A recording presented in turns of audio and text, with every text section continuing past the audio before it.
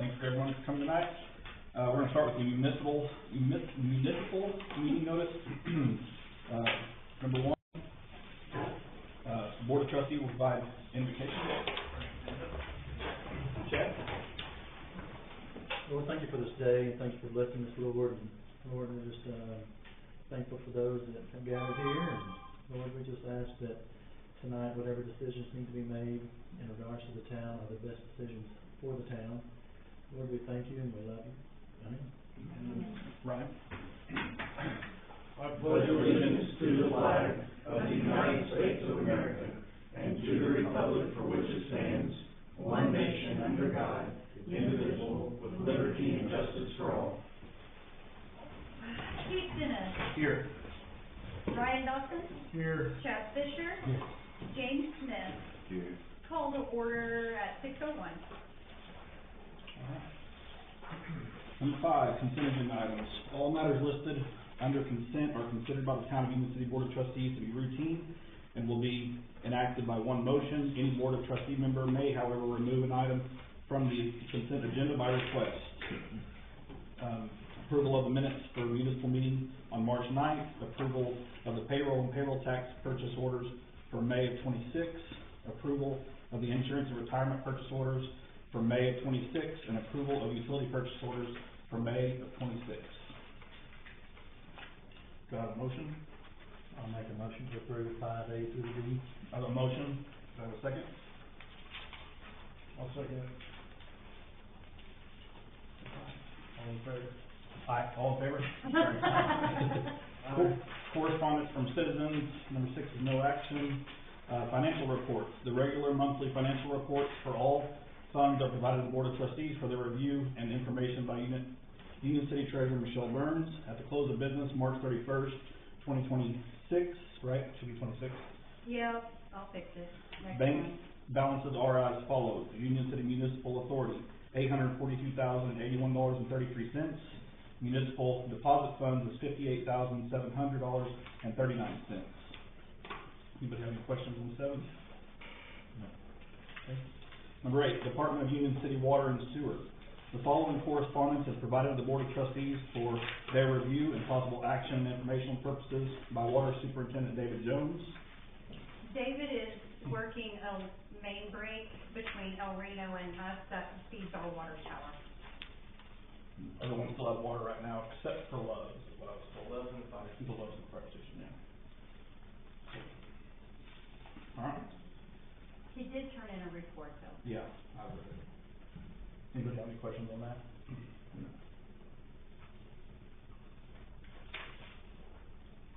Okay.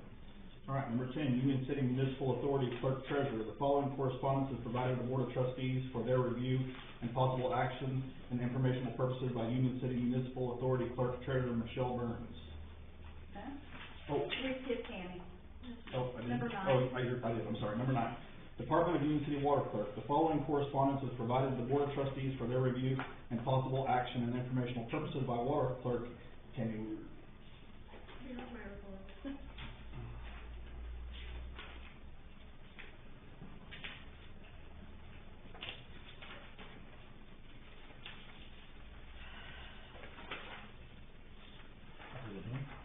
It's on the It's back side. of David. There's only 2, yeah.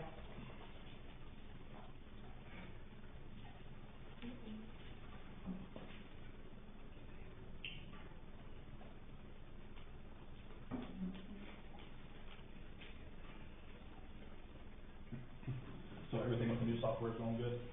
No problems? We actually have meetings on the 17th, the 20th, and the 21st. We're going over the software again, just to make sure we're covering the closeout, the late fees, all that to cover it. Okay. So we have extra training. And y'all started the QuickBooks conversion? Yes. How's that going? It's going good. Time consuming. Yeah. We're having to go line item by line item, but it's great because we're starting on both sides, municipal and general side. We're starting July 1, 2025, starting with what the bank statement says, what our beginning balance is, put on the line items, and then reconcile, and it should show So the end. is Russ just gonna review that at the end of each month? He's Or having is he a- doing it periodically right now? Right now, they're doing it at the end of each month. Like Okay. each month that we put in, we let him know we've done it, he reviews it, signs off, says, okay, now move to August, now Okay. move to, so it files in. As we get one done, they look at it, as we And get. you're doing all of 2025, basically, starting this fiscal year, Right, 2025 right. to 2026. Yep, that's right, yeah. Right. Anybody have any questions? Nope. All right, now number 10. The following correspondence is provided to the Board of Trustees for their review and possible action and informational purposes by Union City Municipal Authority Clerk and Treasurer Michelle Burns. Nothing to report.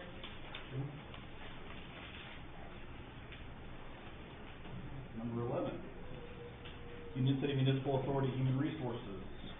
The following correspondence is provided to the Board of Trustees for their review and possible action and informational purposes by HR Supervisor Michelle Burns. Nothing to report. Any questions on that? Number 12, Union City Municipal Authority Payroll. The following correspondence is provided to the Board of Trustees for their review and possible action and informational purposes by Payroll Supervisor Michelle Burns. Nothing to report. Good. Number 13, executive session, there's no action. Number 13A is adjournment of executive executive session with no action. 13B, executive session action, there's no action. Number 14, mayor and trustee reports. This item is for informational purposes, no action will be taken. Anybody have anything there? I do not. New business. New business is limited to business that arose too late to be included on this agenda. We can do it either here or on the next one, but Teresa, I did get confirmation, I was going to tell David too, June 13th, they are going to do the big trash pickup day. They got that, yeah. Because we can start advertising. Yeah, we can start advertising that, June 13th. Gotcha. We will need to put that on the next agenda for the board to approve to pay for it, Gotcha. Thank you for for doing big that. trash, okay. Anybody else have anything for new business? Also, we had talked about it, but it didn't get on the agenda. I talked to Matt about sometimes that we have, like, the 15th lands on a weekend. So then it's like, the system automatically has put on those late fees. So when I get back on Monday, I have to go back and adjust all those. Is there something that we can do where I can go and adjust those and not have to always come and get approval, or? Like changing the due date if the 15th falls on the weekend? Like late fees. Yeah. Where, you know, right now, the person hasn't paid by that date, the late fees would apply, but the date, if it falls on a day when they could not come in to tender the payment, but they Right. come in the next business day, the normal thing would be, and it's kind of getting guidance from you guys, if you want it to strictly apply, it's the 15th, so if it falls on a weekend, you need to pay before the 15th, make sure you get payment in, or whether you want it to be the 15th, but if it's a deadline on a weekend or holiday, it would extend to the next business day. I have fielded a few complaints, I guess, technically our due date is the 14th, is that correct? No, It is the 15th. it is the 15th. Okay. It is, the 14th is when, okay, the 14th is the last day that you can pay without late fees. At 11:59 on the 14th is when it adds the late fees. Right, so technically due by end of day on the 14th. Yes. Because what people complained about, and I never thought about this back when we were setting all the dates, was, I guess there's a lot of people that are bi-monthly paid, and they're paid on the 15th, and then the last day of the month. And so by us having it due on the 14th, like, some people who are, tight on funds, they're not able to pay, until they're paid on the 15th, and that one day makes a big difference to them. But, I don't know if you all wanna address that at some future thing, that's a separate topic, but that we'd have to set up, but just, It's getting guidance from Tammy that yeah. there's what appears to be right, but then Right. that's really a policy level call for you guys, maybe Right. that's a separate issue of, should we adjust the due date to account for when people get paid? Right. So that they're not running in arrears and not able to Yeah. pay us until right after, and now they've got late fees back. That'd be a separate question from, it really would be more if the 14th falls on a weekend or holiday. Right. So, what do Or you all Or thought? you couldn't pay, but wanting to see if it's something that I mean, we can apply it strictly and then have to come to you to get waivers, late fees, when practically speaking, they pay the next business day, so that we weren't available to accept payment when it was technically due. We can continue to apply it that way, and then ask for you to do waivers, or we can bring something to you if you're interested, that would essentially give her the guidance of if it falls, you know, it's due on this day, except if it's a weekend or holiday, then it's the next business day. And we have to pay by the close of business the next business day, which could be a couple days out, depending on weekends and holidays, but it's really what is your interest level before we have something. I'm okay if it falls on, if the 14th falls on a Saturday or a Sunday, you know, not imposing those late fees until Monday morning, but then it becomes a thing of having to change that every single time or adjust it. I don't know how that works. Well, and it would be, the work would be hers, but what we're trying to make sure is that we're not a year from now and you're finding out that adjustments and then they. No, because we question of why were the adjustments. You know, we were being very strict on this back when we had set all this up, so. And so it'd be to make sure that she's not making a policy level call, the policy would be set by you, she would just be applying. And that way, if there's questions, why does this late fee get reversed? Well, because per what you have adopted, since it fell on this date, and they pay the next business day, it shouldn't apply. Separate apart from that would be, if you guys have interest in already looking at the due dates and making that minor change, with what you brought up, do you want to look at the due dates and make it? I mean, it's up to you guys. What I propose on the next agenda, we put a line item specifically addressed on the 14th versus the 15th payday, and whether or not we want to accept this. I mean, do you think we have to have an agenda item to do that, or we can do it under new business? Not under new business, but more giving us feedback on what to bring you. Yeah. If it's just doing a quick little tweak that, you know, does the exception for weekends and holidays, that's easy. But if you also want the due date to be looked at and moved a few days ahead to account for people who get paid on the 15th, we would already be looking at those same provisions of when things are due, but instead of a minor change, it would be a little bit more of a major change to move the due date. Yeah. But we just kind of need your guidance on what your interest level is. If you're interested in actually taking that up as a meeting, let us know, and we'll get it prepared so that you guys can fully deliberate and take potential action. So why don't we bring you sort of option A, option B. Option A would just be this minor tweak. Option B that you have to chew on in a future meeting would be moving a due date, and we'll probably have it blank in there. Would it be like a second Thursday or? I mean, what Mayor's saying is consistent with state law where you can pay bi-monthly and most people pay 15th is the last day of the month.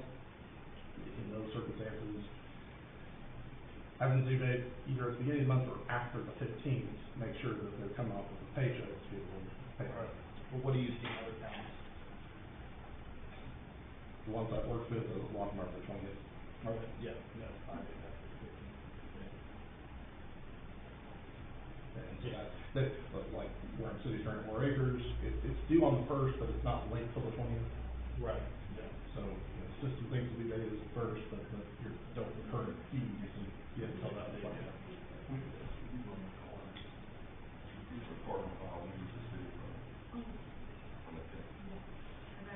So we'll bring you an action item to adjust the due date, including exceptions for weekends and holidays. If you decide at that meeting after discussing it that you don't want to move the due date, but you do want to make the exception for weekends and holidays, you'll have that option available to you. And if you want to move the due date, then you can also have that available to you as well.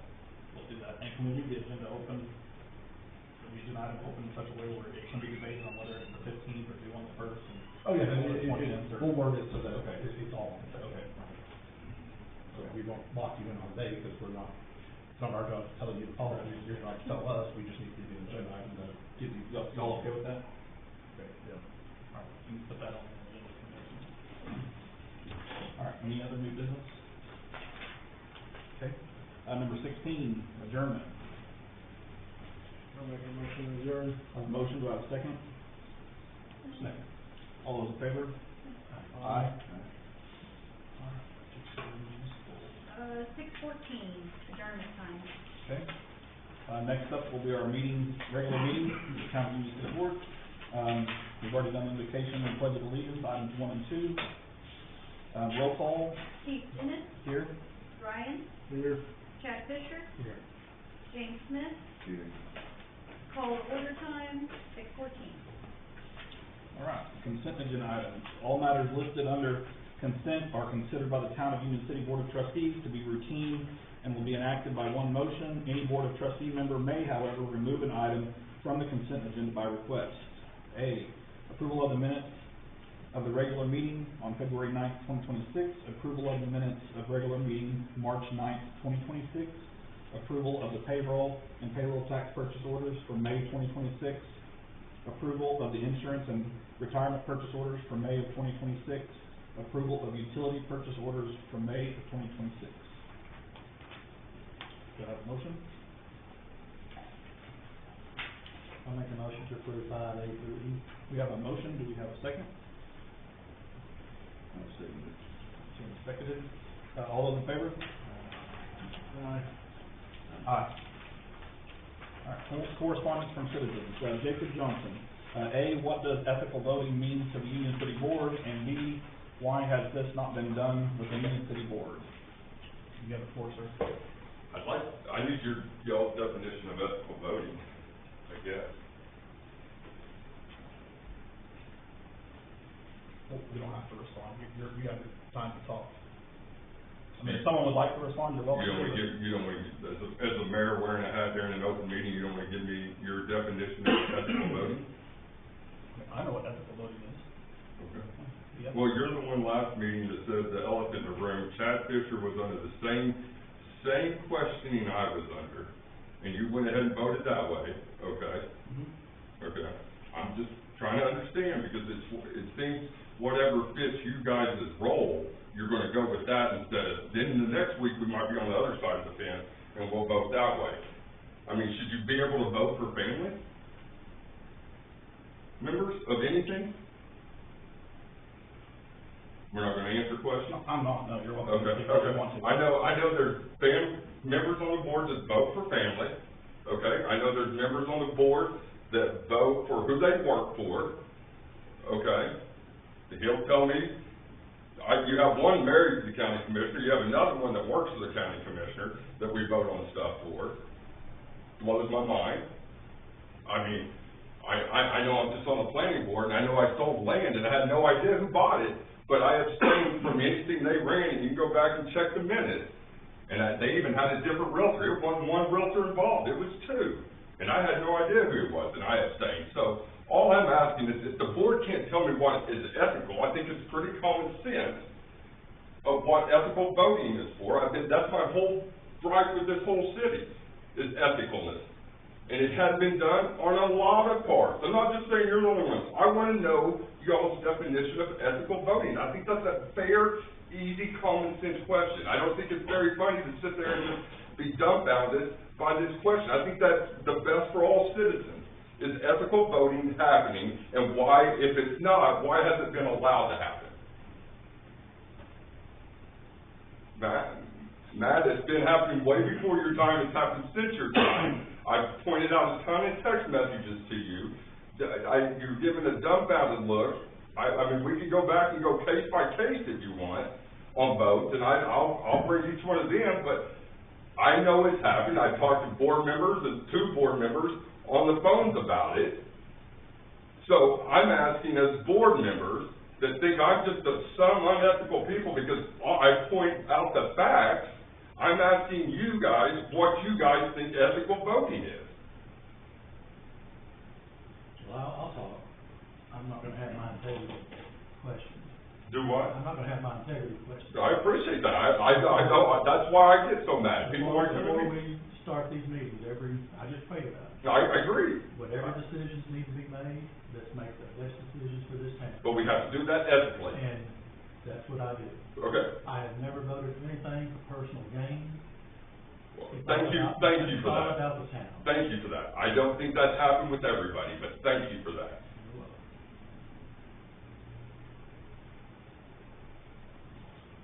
I have board members that say they want to talk to people, they talk to eyewitnesses. Oh, Jacob was great on the board. You had an opportunity. I'm looking at you two, you're the ones that talked to him, you're the ones that said it. I don't lie, I don't hide anything. I want the best for every damn citizen in this town. And if your feelings get hurt, I'm sorry. My feelings ain't hurt, but I will address your deal on the county commissioner deal. I worked there prior, to Lacey Dawson getting elected. You're right. I was elected prior to Lacey Dawson getting there, so I can vote any way No, that I that want. still doesn't make it right. It doesn't make it wrong either. Did you vote for your family member out here to rent the property for $50? No, I did not. Did that have came up? No. The re-up? Not that I know of. The re-up has came up, sir, and you voted. I'm not here to, it's happening. I just wanna know what the city's gonna do to fix it. That's all I'm asking. Just like when you read to him, we're not gonna take this, you're gonna do your ethics leave. Last time when he took mayor job, stuff hadn't happened in the past that way. And don't get me wrong, Chief put his land up for double what you guys sold your property for.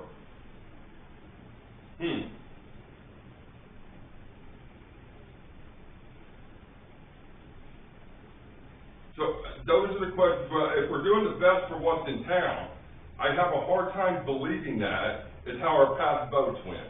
And yes, you're right, I came here to put it on camera, you're right. Because I've emailed the attorney, I've tried to talk to you guys. I only get half, I don't get replies for some, I don't get replies from anybody anymore.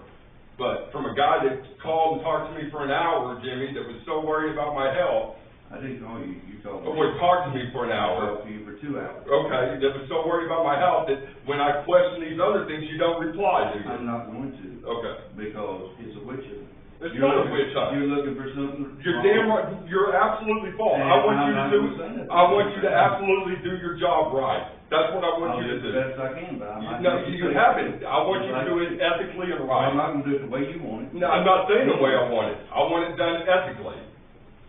And it has been done ethically. If I'm ever meeting and if I ain't doing it, you can tell me. Okay, that's why I'm here, sir. So, Anything else you wanna add? No, brother. I mean, you're about, okay.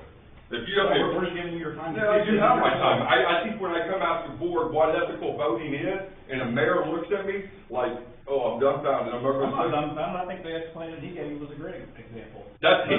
You haven't done You're here to it. speak You your haven't case. done it. You've done dirty things. When I call you out, Explain one. you went to Teresa Wooler trying to get when I bought the mobile home changed without even asking me. What are you talking about? The zoning, sir. I never talked to her about zoning He even asked once. about the business license. The business license. And It had nothing to do with your y'all zoning. hold on, I'm asking her, and you told me, he doesn't want it there, he's trying to get the zoning changed where you can't go back, yes or no? Is it still a mobile home It's, park? I bought it as a mobile home park, it's a mobile home There's park, no mobile homes on the property. it's a mobile home That park. was the question, is it still classified a mobile home park, Okay. zoned for mobile? That was the question I asked. That was the question. You weren't trying to change it? No, I never talked to her about Okay. zoning a single time, not Okay. once. Okay. And that's that's a whole different issue. No one's here, we have a certain, you wanna say HR that doesn't protect, because everybody's done something unethically that the next person can't hold, because they'll say, if they come and say, oh, you did this, well, you did this, oh, you did this, oh, you did this. That's the problem here. Everybody's done so much unethical that not one person can stand up in this room and say, I've done it right. When I look at it, I. Maybe Chad see- Fisher, maybe Chad Yeah, I Fisher. see a very small community and, It still has to be ran right. You're playing monopoly with people's money. right. What I'm saying is, it's a very small community, very small. Everybody in this room, in some way or another, does business with somebody else in this town. That's in some way. absolutely false. I That's have absolutely never false. accepted a dime from anybody in this town. Okay, Not maybe one. you haven't. I've never bought a piece of property Okay. other than the home that I Okay, live in. but- I've never flipped a piece of property for personal gain. I've never done any of those. That's you. That's I've never, okay. I think one time I brought something to get a fence put up and to put a building in at my house, and that's it. Okay. And I stepped right over there whenever it was time to do it. That's fine. I'm calling you out on other unethical stuff you've done. I'm not saying on But half voting. the stuff you're saying, you're making up. Like, I've never. What have I made up? I've never talked to her a single time Teresa about the Wooler? zoning of your property, ever. Okay. That's not how she relayed it to Well, me that's then. what- that's between Okay. you and her, not That's between not me how and it was you. that's not how it was relayed to me. Okay. It was in an open meeting on Yeah. record, what No, was. I mean, it's fine. I was. Not before you called me, ma'am. He came up to you and talked to you in your office about it, and you talked to me afterwards. I'm just telling you that's a fact. You called me and said Keith Dennis came up, because he used to sit over here in this chair when Bobby was still mayor. It would have to be before Matt Love, and you told me, he came up here trying to figure out, do you have your license? And then that's when I started, does anybody in this town have their license? Because me and this gentleman had the same conversation on it. when's the last time you asked for a business license before that? Remember that conversation? Because how many years it was? So I'm not making shit up. I want the best for this town. I don't make stuff up. This ain't worth my time. My daughter's playing a soccer game right now as a senior, and I'm missing it because I had to be here. I'm in the same boat. Okay, so I'm not making shit up, though. I want the best for this town. I trusted that man until he lied to me. I don't make shit up. If you don't like what I say, I don't lie. You can say anything. Well, that's what I'm saying. You're saying I'm making stuff up. That's absolutely No, false. in regards to me. No, I you're said, no, I talking didn't. about some rezoning issue that's not even, Okay, not even that's, accurate.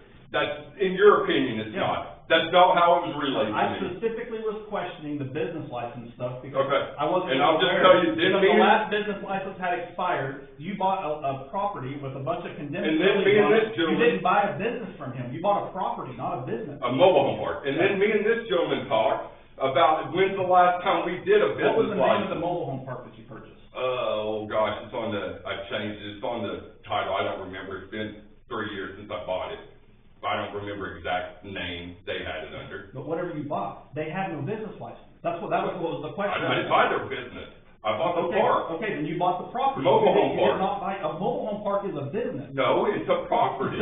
It's a property that has a Okay, zoning. okay, it's, yeah, it has a You bought a zoning. property, that's what you bought. Okay. A property. They had no business license, they had You no. bought mobile home park. you bought property and sold it for less. Let's not get into buying and selling property because you're terrible at it, because that was your idea to buy this property too over here and use the city's money and sit on it for That 4 was years. my idea. Yeah. The idea was brought to us. Okay, Go and ahead. sit on it for 4 or 5 Go years, ahead. and then sell it for what, less than what you bought it for. That's smart business. You don't know what, so everything. everybody knows, and it's on recording, if it's up to me and a successful business can go over there, I would vote to give it away for free. Okay. There you go. You're gonna have to, because you're not gonna make your money back, but that was Okay. your main goal, to Is that what do you're it. looking But for? what? Can I help you out? Hey, Mayor, have you tried to bring any business to town? Yeah, we talk about it all the time. You do? Yeah. You ran every neighborhood off that came to town. I have. The board- You're barking up the the wrong board- tree if that's the case. The board has, the board has. Yeah. I'm done. You guys got anything else to say? You got anything else to say? No, not with you, yours Thank no. All right, moving on, number 7, financial Take your reports. hat off, you're in a meeting, you're a mayor. Have a good day. The regular monthly financial reports for all funds are provided to the Board of Trustees for the review and information Don't act like by. the true God-given people. Hey, we moved on, can you please go ahead and leave, please? True We moved on. God-given people, don't let this happen. The regular monthly financial reports for all funds are provided to the Board of Trustees for their review and information by Union City Treasurer Michelle Burns.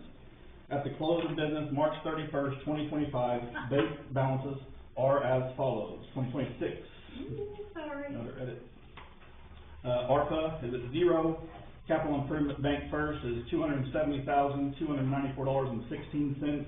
Capital Improvement First National Bank is $221,650.52. Community Events is $5,742.51.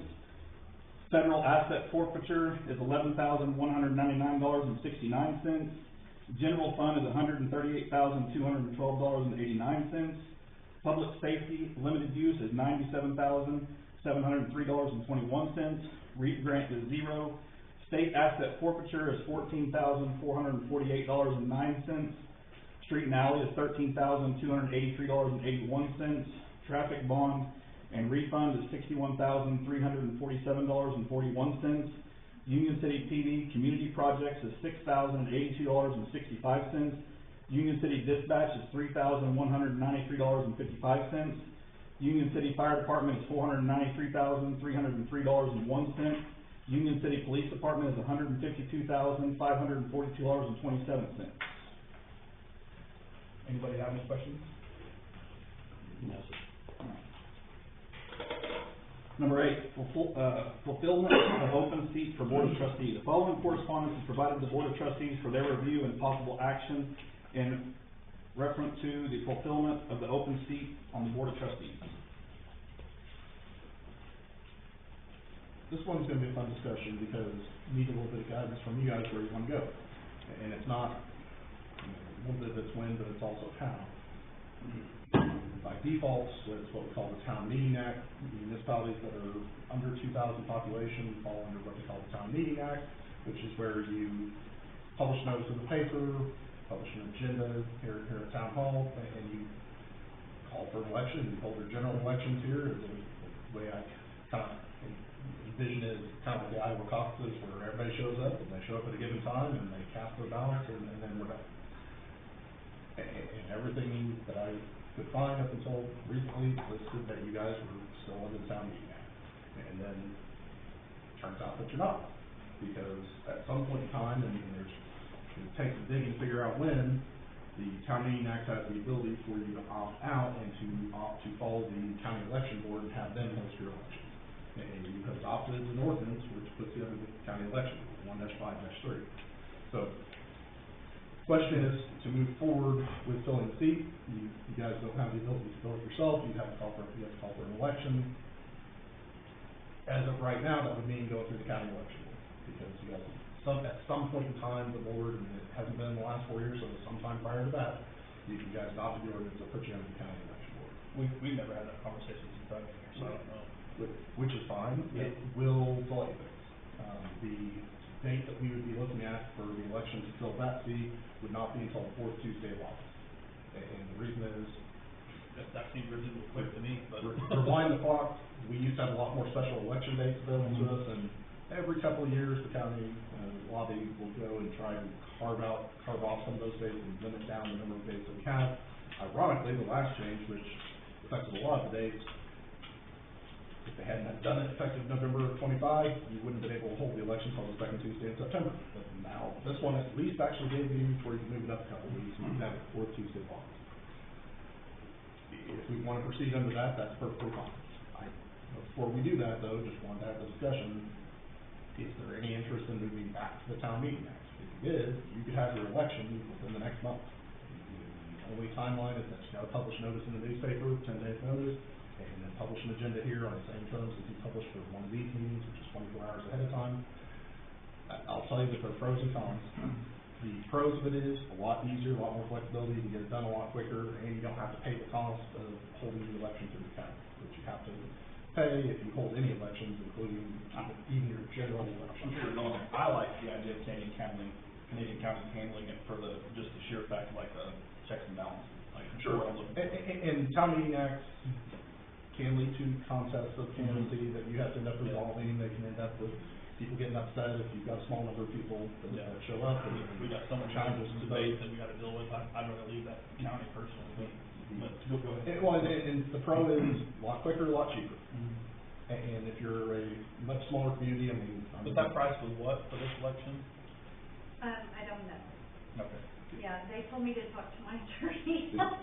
It'd be, my guess would be $2,000 you're paying for, them to get the ballots printed up. You would be likely the only ones that are holding an election that day. The cons of it typically are turnout. If it's a really small community, I mean, I remember helping Cooperton out with some things, they were 13 souls strong. And 3 board members and elected town clerk treasurer. So 4 elected official positions that everybody in town knew everybody, and it was like a 1-block script. It was like North Balsis or whatever. It's a little bit easier to make sure people show up for that. Going to the county election board for a special election where you're the only thing in town that's going to be on the ballot, you're still going to have low turnout, but for general elections, there's a greater chance that the county may have an election that's being contested, school district might have an election being contested, so you might have reasons that people will show up to vote. Plus, the ballots are open all day as opposed to a town meeting where you show up at that date and time or you don't get a say, as opposed to the election board where it's more traditional voting. I'm not suggesting going back to the Town Meeting Act, but since this was kind of a nuanced discovery that at some point in time, somebody reviewed your ordinances to move to the county election board, wanted to make sure to which direction you want to go. If you want to do it through the county, that's fine, we'll have a resolution for you next month. If it needs plenty of notice for the county, because honestly, if you wait to do it till June, you can't get on the August ballot. The August ballot would be the soonest one we can get on, and it's 60 days notice to be able to call an election. It's just a lack of, the summer becomes a dead period for the county in terms of election days, and so that's just the date that we would have available. It would be the 4th Tuesday in August. It would mean the seat would say make it longer, but the only alternative would be to repeal that ordinance, and then you could hold an election a lot sooner. But I would never encourage you to make a decision that's just based on one particular instance. If you do repeal it, then it means all your future elections would be through the town meeting. And so It's not a decision just about this vacancy. Yes, we can get that vacancy filled a lot quicker if you repeal the ordinance. But it would mean your future elections would also be to the Town Meeting Act, which has its own pros and cons, and turnout tends to be a little bit lower at town meeting as compared to the county, where you're gonna be on the other things that people are showing up to vote. So, guidance from you guys on if you want to, is there any desire to make a change to go back to the Town Meeting Act, or do you wanna stick with county, at which point in time we'll have a resolution for you, and, you know, pencil in fourth Tuesday of August is when the election would be to hold that. I personally like it if the county just for the checks and balance purposes, that's just me. It takes it completely out of our hands, and we're accusing us of fixing things, so I'd rather just stay at the county level, personally, but. And I don't think, Opinion, y'all feel different. I don't wanna ignore the fact that questions will be asked us, why we're not having an election sooner. Well, we don't control the election date, the county has, and I don't think anybody's questioning that. Have y'all had anybody questioning that? I haven't felt that pressure at all from anybody in the public. not yet, but give it a few months. Yeah. And if we're looking at August, then, you know, the longer it sits open, the more questions might be asked, and we can answer those questions. I mean, we're still +1 from a forum, so. But that's your decision to make. Who are you referring to as then, like, questioning us not pulling that seat faster? The public? Is that what you're referring to, or somebody at the state level? Oh, no. It It would just be local, and questions coming up as to, I mean, cause. I think that people would prefer for it to be in their hands. I mean, you'd think. You'd be looking at about just shy of 6 months that the seat would remain vacant. Yeah. But that's just because, and this is what a lot of cities bemoan, is they've just really limited down the dates we can hold elections. Yeah. That's the one plus of the Town Meeting The Act. tougher part is they're running on August 2nd, and then they're only holding that seat for what period of time, whatever at that point is. It's not even that long. No. Yeah. Yeah, April. April. That's, yeah. So it's an expensive thing, but, I mean. I got no skin in the game, but judging by the people you have, I would protect yourself. Yeah. Just do like you said, do it the right way. Yeah. So, that's what do we need to make a motion, or just leave it as is? It's just a discussion. What I need to know, I guess a better way to put it, is there anybody that really wants the board to consider repealing the ordinance and going back to the Town Meeting Act? If there's nobody that's really interested in that, then there's no reason for us to present an ordinance to do it. And then that tells us what direction to go, and that is bringing a resolution at the next meeting to officially call for it. It will just happen to be that it can't get on ballot. Is there a certain period, well, I guess we're still way ahead of enough as far as We're like, way ahead, okay. yeah. We can wait till June to do it. Okay. Yeah. Well, let's still, No rush, I mean, but I'll as still long as try to everyone get- agrees, I'll put it on the next agenda, so we'll get it done. Okay, so I There's have some a- months where you've Yeah. got elections available every month. Yeah. That could be earlier in the year. The summer is just a roll in the election cycle where they Yeah. just keep taking away those dates where. But the quicker we make this decision, the quicker you can put it out there, that Right. people can run on August 2nd, so. That'd be the Right, fourth so- Tuesday. Huh? Fourth Tuesday. Oh, fourth Tuesday? The fourth Tuesday. I have, the question was how and when, and on the how I have county, and the when I have in August. Yeah, I mean, we, Okay. essentially, we'll put it in the resolution. We could try to put a different date, they'll reject it. The fourth Because it was Tuesday. bound by theirs. The fourth Tuesday of what? Fourth, Tuesday of August. Oh, okay, so, 1, 2, 3, the 25th, August 25th. August 25th? Yeah. Okay. And of course, like you said, there'll be a resolution that comes up from it. Okay. And that gives a little bit more time in advance notice of when the filing period will be, so people Okay. can get interested and, you know, stop. Yeah, that's the other thing, you have to advertise the filing period. Yeah. So, just want that guidance, I'm not hearing anybody that's interested in repealing it, which honestly, I don't live here, but I can do. But that is kind of the key decision, we need to make sure that there's no interest in changing that. Okay. And we'll get you a resolution to, And I apologize, I forgot you were back there, I would skip to you, can we skip ahead to, I believe it's, he's agenda 9B, correct, Teresa? Okay.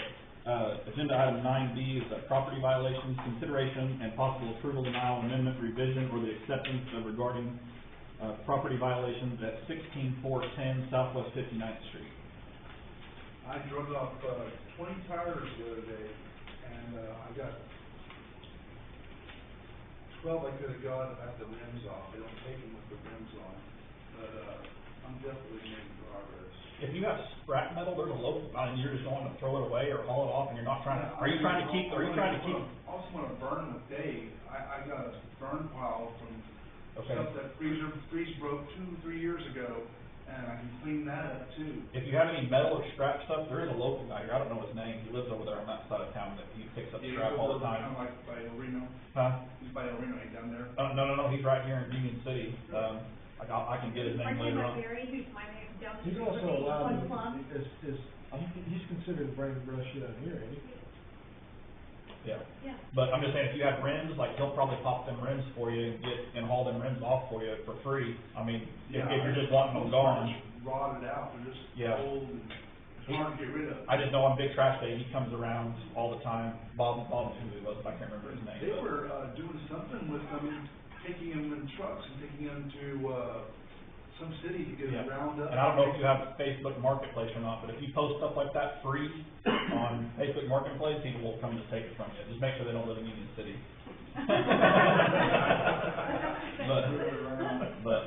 But you're seeing progress, Teresa? Yes, I mean- continuing to make progress. I was back out there again Thursday and Friday. To get to where, it's where you would like to see it be, at the rate he's kind of going, what do you think, how long do you think it would So take? we're taking the rest of the summer. The rest of the summer? Okay, are you okay with that? Are the neighbors okay with that still? Actually, they're very pleased. Okay, It's the best it's looked in lots of years. okay. And we continually see progress every month. So. 6 this months is or? Just, Maybe getting 3 months to come back, would 90 days be okay? That's Or fine. 3 months from this meeting? Yeah. sometime, July. Yeah. July regular meeting. As long as you're keeping the grass and weeds down and everything, continually fixed. Just keep showing her progress, and we appreciate the work you've done so far. If you can just keep moving that For forward. the things you guys do, because, I've seen a lot being here that I never really thought about, and, I got a lot of respect for you personally, and you being attacked, and you guys shouldn't let them do that, give them time limit. No, you have to give people time to speak. I mean, that's an important part of, Other that, people gotta do too, I Yeah. gotta wait for you guys, yeah. so. But this is what our country is founded on, Oh, I is agree. is debate and argument. So it's important that stuff takes place. And resolutions and stuff, Yeah. I mean, Yeah. well, that's not here nowadays, you know. Well, we appreciate that, but just keep up the good work. You wanna make a motion? Yeah, I make a motion that we, come back 90 days. Okay. Well, hang on. With a motion to table to the July regular meeting, but I'll add a caveat, unless staff needs to bring it to the board earlier. So like if something gets worse, Teresa would have the ability to put it up earlier, but if not, it would not be on your agenda until July. Which means 3 months. I just didn't wanna say 3 months and then something turns into negative. May and- not mow his grass. So we're tabling till next Yeah, I make a motion to,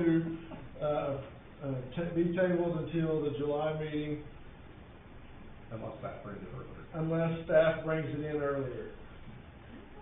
I'll second that. Motion and second, all those in favor? Aye. All right. You're good to go until the July meeting. That is what date? Is it July 15th? July 13th. The Yay. second Monday of July is the 13th. July 13th. Basically 2 weeks after 4th of July. Yep. Okay, going backwards now to, agenda item number 9, Department of Union City Code Enforcement. The following correspondence is provided to the Board of Trustees for their review and information by the Union City Code Enforcement Officer Teresa Wooler.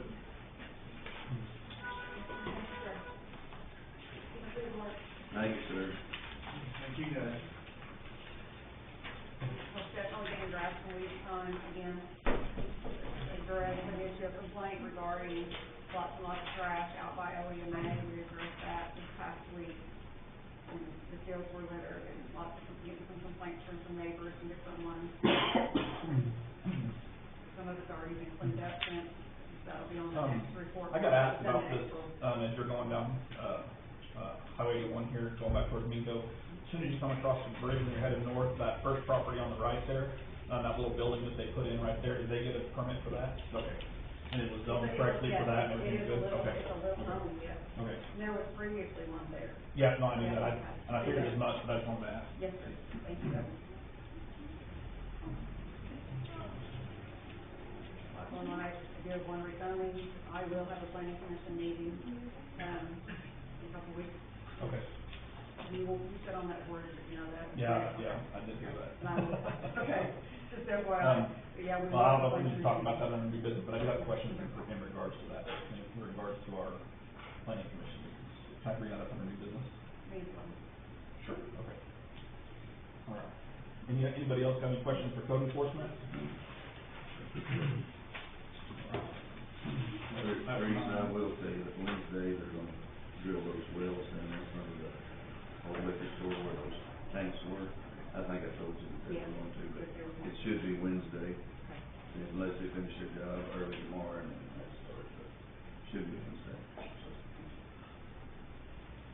Number 9A, consideration and possible approval, denial, and amendment, revision, or the acceptance of a water and sewer non-franchise utility permit with fees to be established by Board of Trustees for a utility facility on the town of Union City right-of-way. I don't have anything on it, so. Nothing, just leave it on the agenda. Yeah, that was a David thing. Yeah. Did anybody get a price on what? I think David was, I know David was reaching out to somebody, I thought. No, that's really what we're. Yeah, that's all we're waiting just on. a permit Just kind of for them to do it. Charge, yeah. So we can't charge more than what it takes to inspect their job and. To do the work related to issuing the permit. Right. David did say we could call him if we had something serious that we needed to talk to him about, but we don't have anything pressing on this issue, right now? Big wreck right now. He's on a big wreck. Oh, it's a big wreck right now, okay. If you guys are comfortable, we'll just table this until next meeting, and when David's here to talk about it some more. Okay, we're gonna table 9A, you've already completed 9B, and 9C is, the General Shell Brick Company. Randy is not here again tonight. The following correspondence and possible actions are provided to the Board of Trustees for discussion regarding establishing requirements and actions for allowing travel trailers to park on the property of General Shell Brick Company at 20575 Southwest 44th Street in Union City, Oklahoma. I reached out to Randy last week to see if he still wanted to be, for this item to remain on the agenda, because he failed to come last month. He's in the middle of trying to finish up a big job wherever he's at. Okay. So he said he couldn't leave that company. He would ask kindly if you guys would leave it on the agenda, and he'll do his very best to come next month. They Okay. still plan to come do this job. He just, Are they not allowed to put them on whatever brick plant name that is now? enforce their normal business Like for them? as a travel trailer park. No, like just to whatever he's asking to do until while they're there. He doesn't want them there. He's not asking that. Well, I know, I just, I can't allow him to put them anywhere. That's gonna have to be you guys to make Right. that decision. Because travel trailers are only allowed in a travel trailer park. You know, if they're gonna be resided in.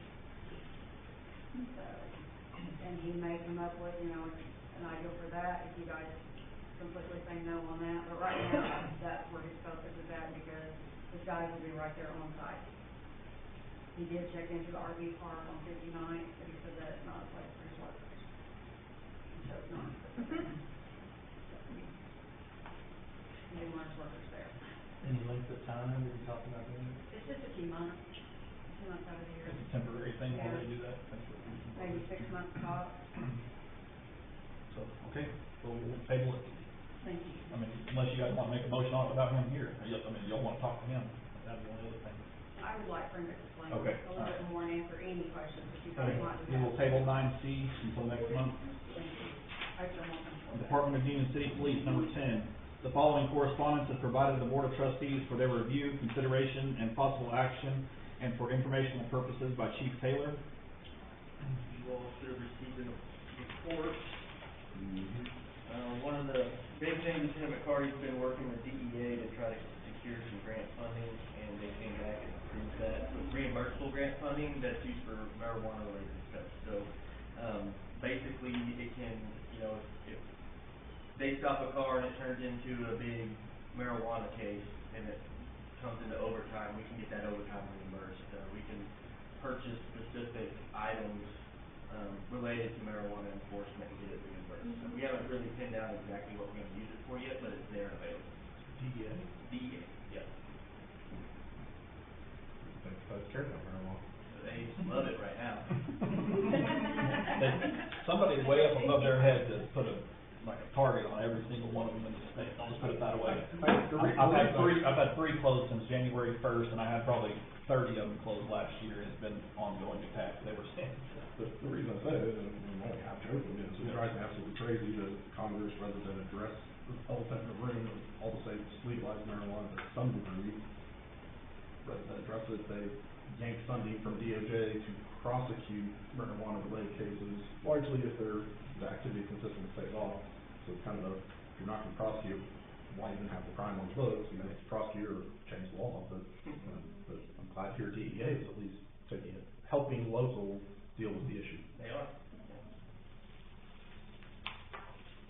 Welcome back. Is Pafford exempt from speeding on a non-call? This sucker passed me the other night on 81, and I sped up just to be up there. I was at 90. And they just pulled right in here like, Righty. they were. Going 90 on the 81 side. Hey, they are. Talk to their boss. Tick me off. Then they're gonna wanna talk to his boss.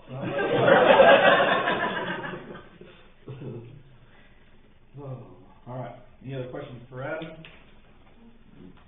All right, number 11, Department of Union City Fire, the following correspondence is provided to the Board of Trustees for their review and possible action and informational purposes by Chief Jones, who is not here.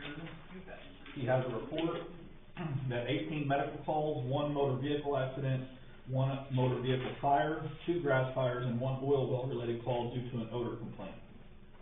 That was last month.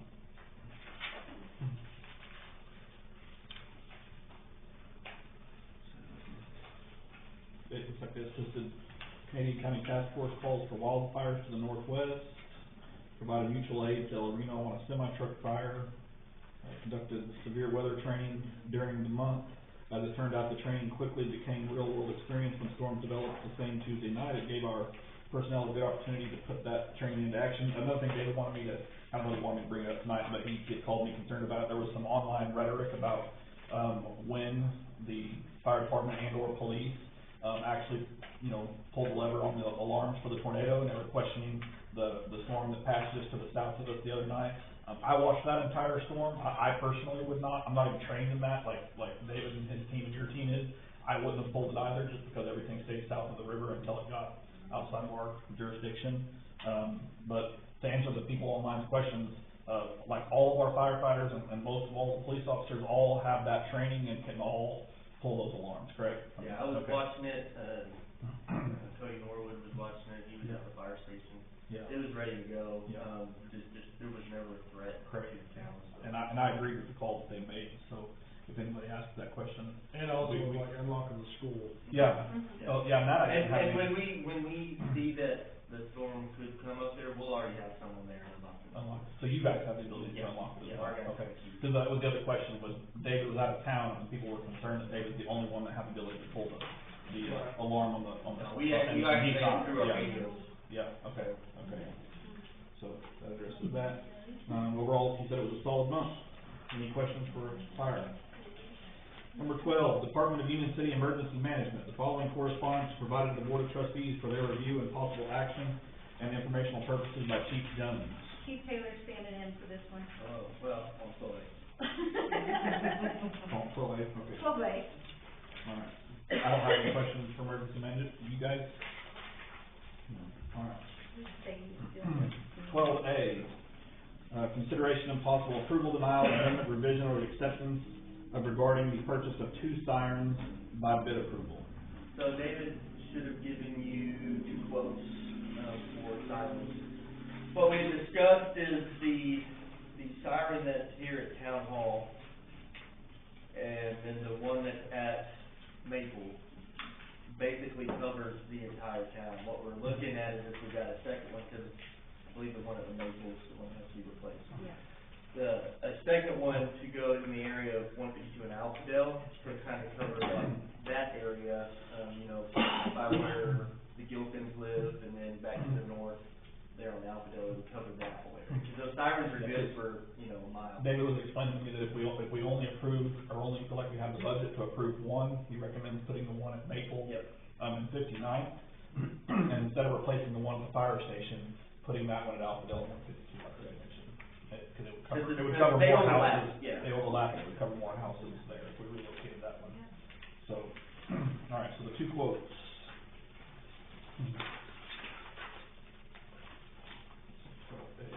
I highlighted for you which ones are which, just to try to make it a little easier for you. So if you wanna look for the highlight, it'll tell you which one I'm talking about. Didn't come out? What? I tried, that's all I can say.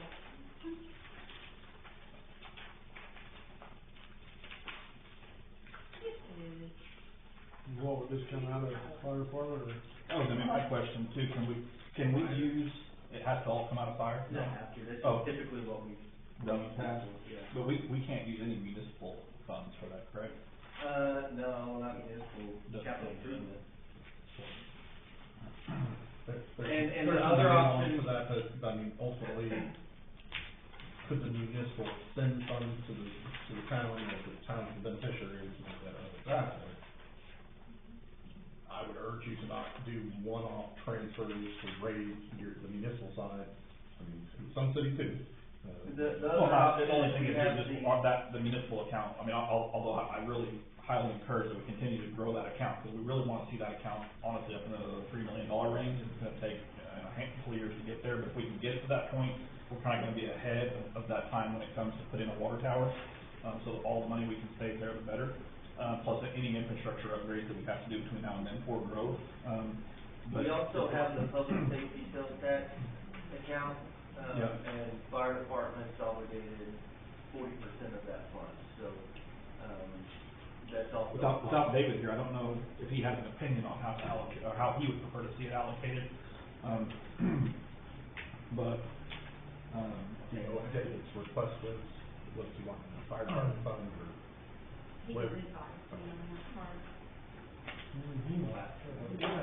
But we're at almost 100K on public safety, limited It's a use. little over that now. Is it okay? And we're at like 500K on the fire department, and then, of course, we have a capital improvement fund as well, that we can use some of it from. Is there a way to do 50%, 25%, 25%, if we want to, from free funds? So that we're not. is there a way, there's always gonna be a way. Yeah. You I would mean, have to to pay make- for it out of one and reimburse. Correct, because yeah, you have reimburse, to yeah, of course, and that would be the easiest way to do You it, have to because have that way you're just cutting one check, so we Yeah, can pay for it. but- exactly, that's Yeah. all, yeah. So he said Taylor- usually it's done out of general or capital improvement, but there's the other alternatives, that tax. He's not going to defend himself, so I'll just say it's typical head of department response. I mean, that's technically what the capital improvement fund. Yeah, and I'm not opposed to that. I mean, we got one with 270 and one with 221. For me, it's always a safety thing, and I don't like skipping on anything safety, but I'm still confused. Because I didn't read these in advance. So, How much would the total spend be? so there's two Um, quotes. 170, 160 for the, Yeah, it's on 71. there. basically, If 171. it was approved, what's the timeframe of all of this? I asked him that specific question. He said, right now, they don't have a whole lot going on, so they probably can get it within about the 4-week mark. But it just depends on, you know. It'll be over, but- Yeah, well, and that's the truth, but I mean, we just don't, all we can do is what we can do. I mean, but, he said he thought it would be around the 4-week mark before they would get it installed. Pending any other orders going in before ours. But, okay, so I see the one for 71,411. Looks like 20, in the 20 range, 21 comes to 9. That's for one. That's like poles and labor and bucket trucks. And is that 29,554, I assume, for one unit? Yeah.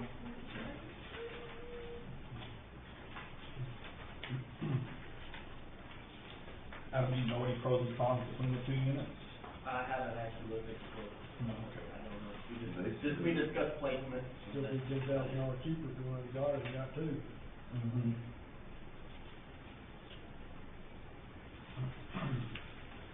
But he did say for sure the one on Maple needs to be replaced, Yeah. and then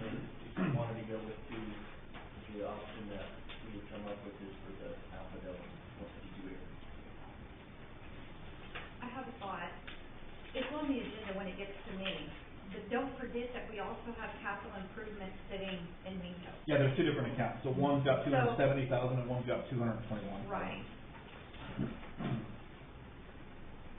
So that might be an idea, and then if we need to reimburse some, we can, like, periodically.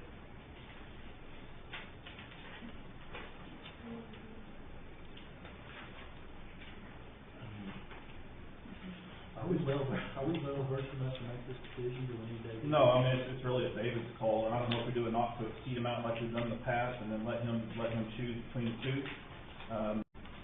Is there any legalities involved in that, or, that we've done that in the past, whether it was right or wrong, our previous council had told us that it would be okay to. I don't know if either of them are on state contract pricing, so if there's two bids, I think you have to accept the bid. Oh, is that true? Okay. I'm not sure. I mean, naturally, I wanna go with the cheaper one, so.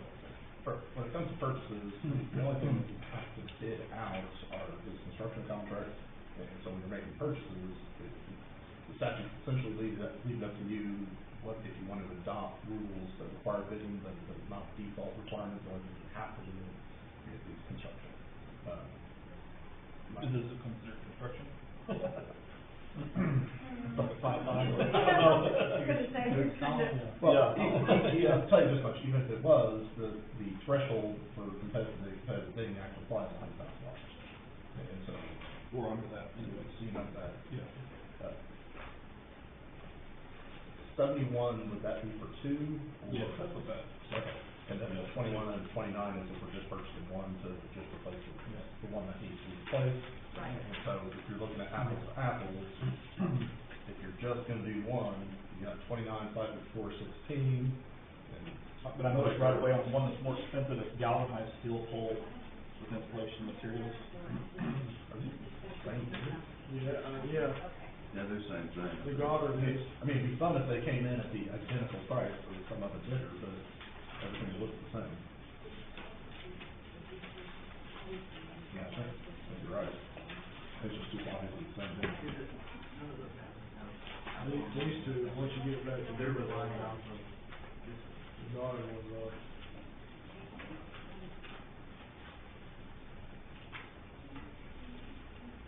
But they working right. Yeah, it's pretty good. It might be. If the board's comfortable with it, or are you comfortable with us doing just a not to exceed amount and letting David get weeds on it? And just go, I mean, what I'm doing in the paperwork is you essentially have two options. One is to just fix the one that you got now, and the other alternative is to not just fix that one, but do a second one. So I mean, really, for discussion, you got one bid to do it one way, and you've got one bid to do something completely different, which is two. And that one's gonna be more expensive than just probably the other one. My suspicion is because they're calling a brand new one. yeah, So really, the question for you guys, okay. you don't need to do a not to exceed because you've got a bid to do two and you've got a bid to do one. So really, just the question is, what do you wanna do? Do you wanna do one or do you wanna do two? Opinion? I agree with doing both. Two. Yeah, doing both, because that's what we prefer, what are your thoughts? Doing both? of the Goddards, Goddard Enterprise. So that quote would essentially be just to replace the one that you already have. The other quote that's more expensive would be to both fix that one and do a whole second one. So you got two different options with only one quote for each of them. The 71,000 to change is to do two. So we just need to approve whether we wanna do two, or whether we wanna do one. This That one has got one one quote right here each. is for two separate, it's just, 115 half bill and 59 label, but they're two brand new ones, right? That's what it says. Is this one supposed to just replace the sign and So- all and everything? So I know the one at the fire department is a replacement, and the one at 59th and Main was a replacement. There's already full there. And then the other one is full There repair. is paperwork in there that, for two. The very front, So the Goddard is two separate quotes to do twos, but yes, one or two for that same company, or just one. It's 60,000. well, just shy of $60,000. So, okay, so you actually do have, they aren't duplicates, just they're doing it as the same job, just two different locations, so it's the same price. So 29 for this one or 29 for that? We get you to just shy of $60,000, the other quote appears to be combined and do it all for 71. So if you're just looking at dollars, actually it's cheaper to do it through like a Goddard. I don't know if there's any issue with Goddard, that's a. I'm trying to see if you can take a call. It's just dollars and cents, so if you go with two separate quotes, combined it ends up being cheaper. So it's the federal signal, it's about a little more than 11 grand more if you do that.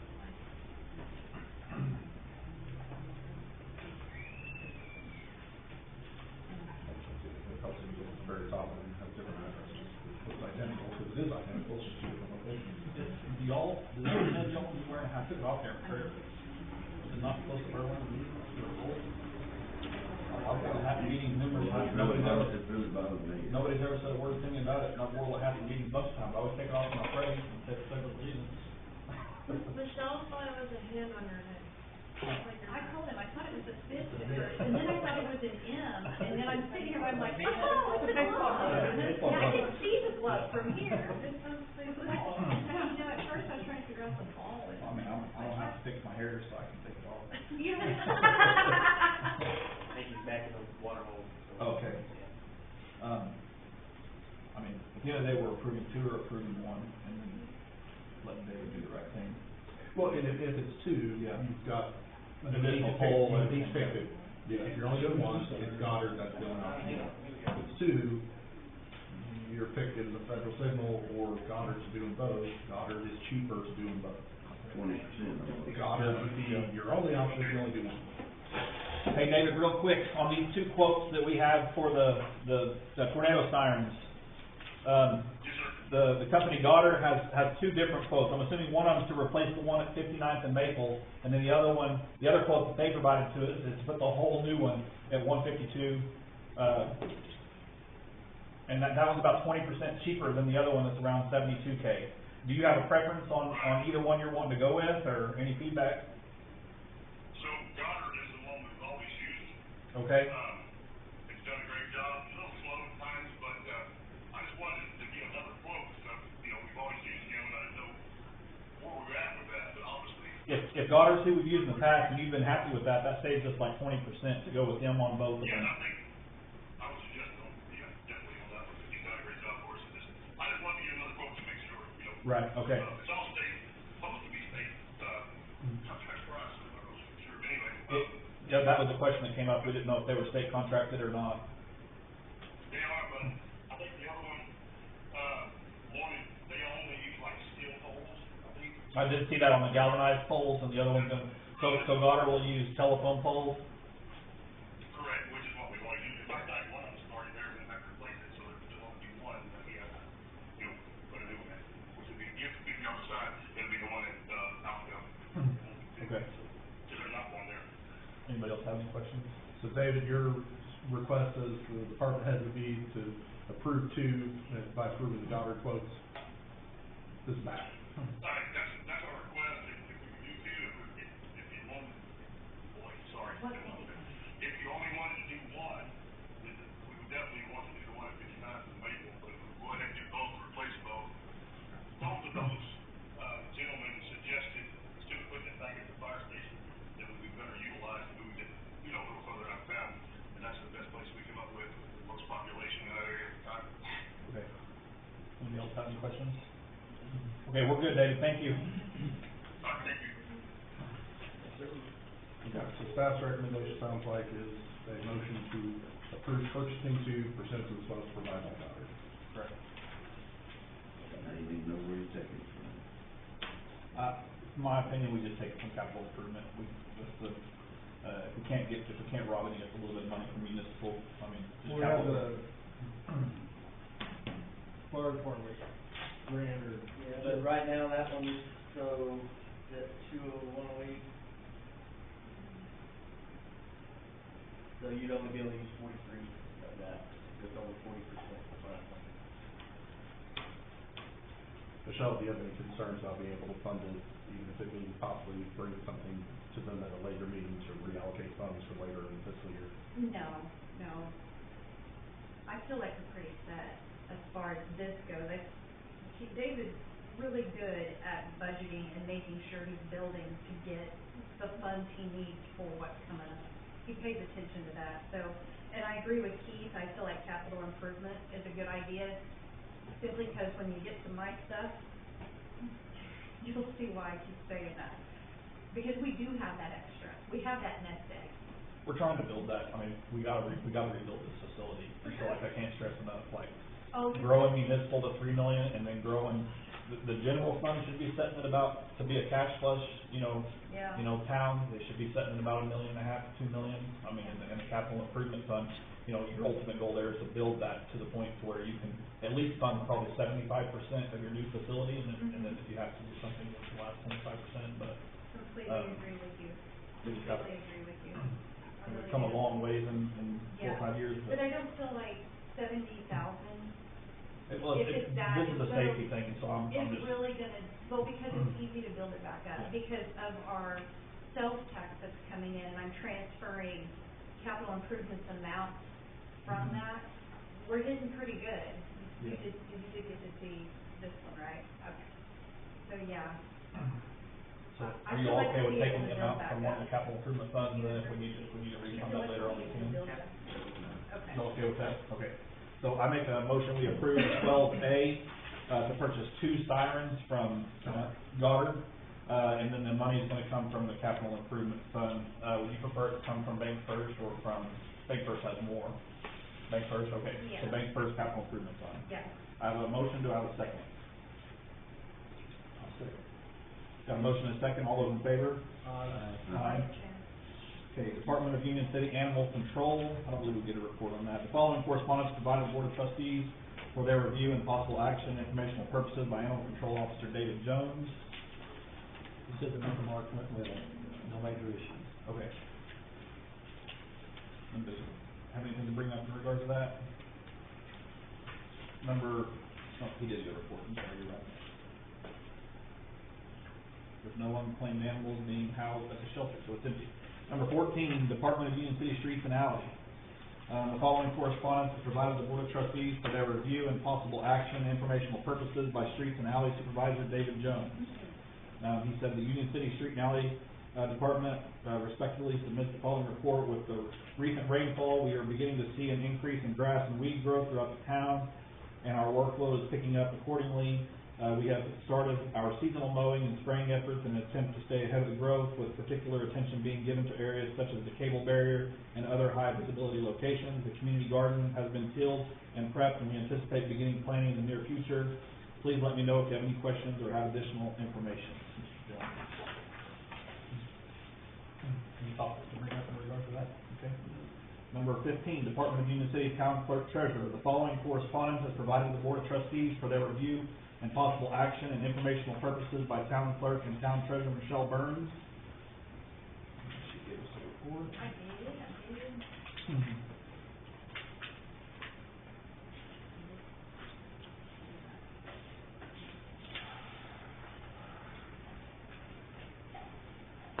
Did you ask the financial advisor,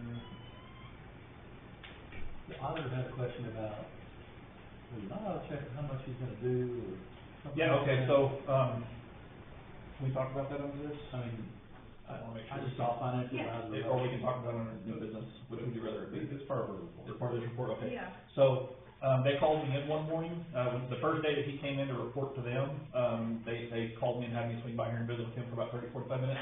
And I asked him all of those point blank questions, and, we're probably gonna need to put this on a future agenda, maybe next month even.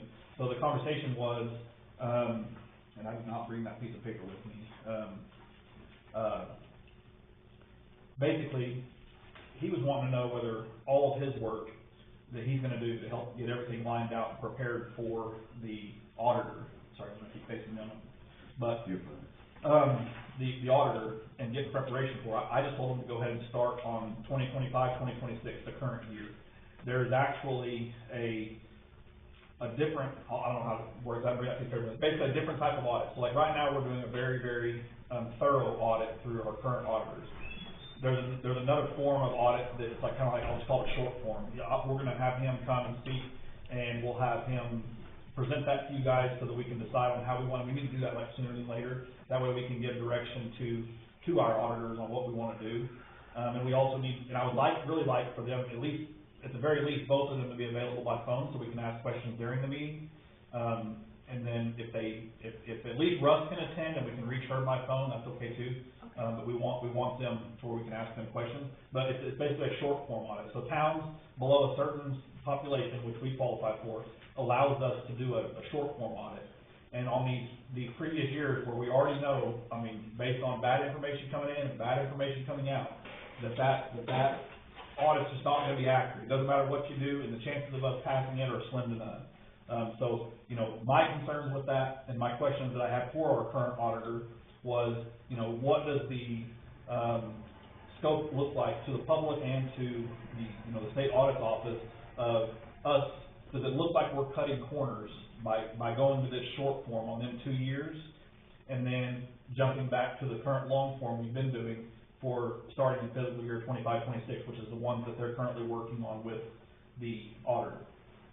So, because that's a decision that we as a board need to make and not just one individual, I told them just to go ahead and start working on 25-26 because we know at least I feel for a fact, we want our financial advisor to get that one prepared properly, like, you know, everything caught up and all the books straightened out and everything for this current fiscal year that we're in right now. It needs to be brought to us, on whether we want, on the 2 years that we're currently behind on, do we want to go on the short form and just get them done? It'll save us and the town a bunch of money and a bunch of expenses on the auditor side, and then go right back to the full form for fiscal year 25-26.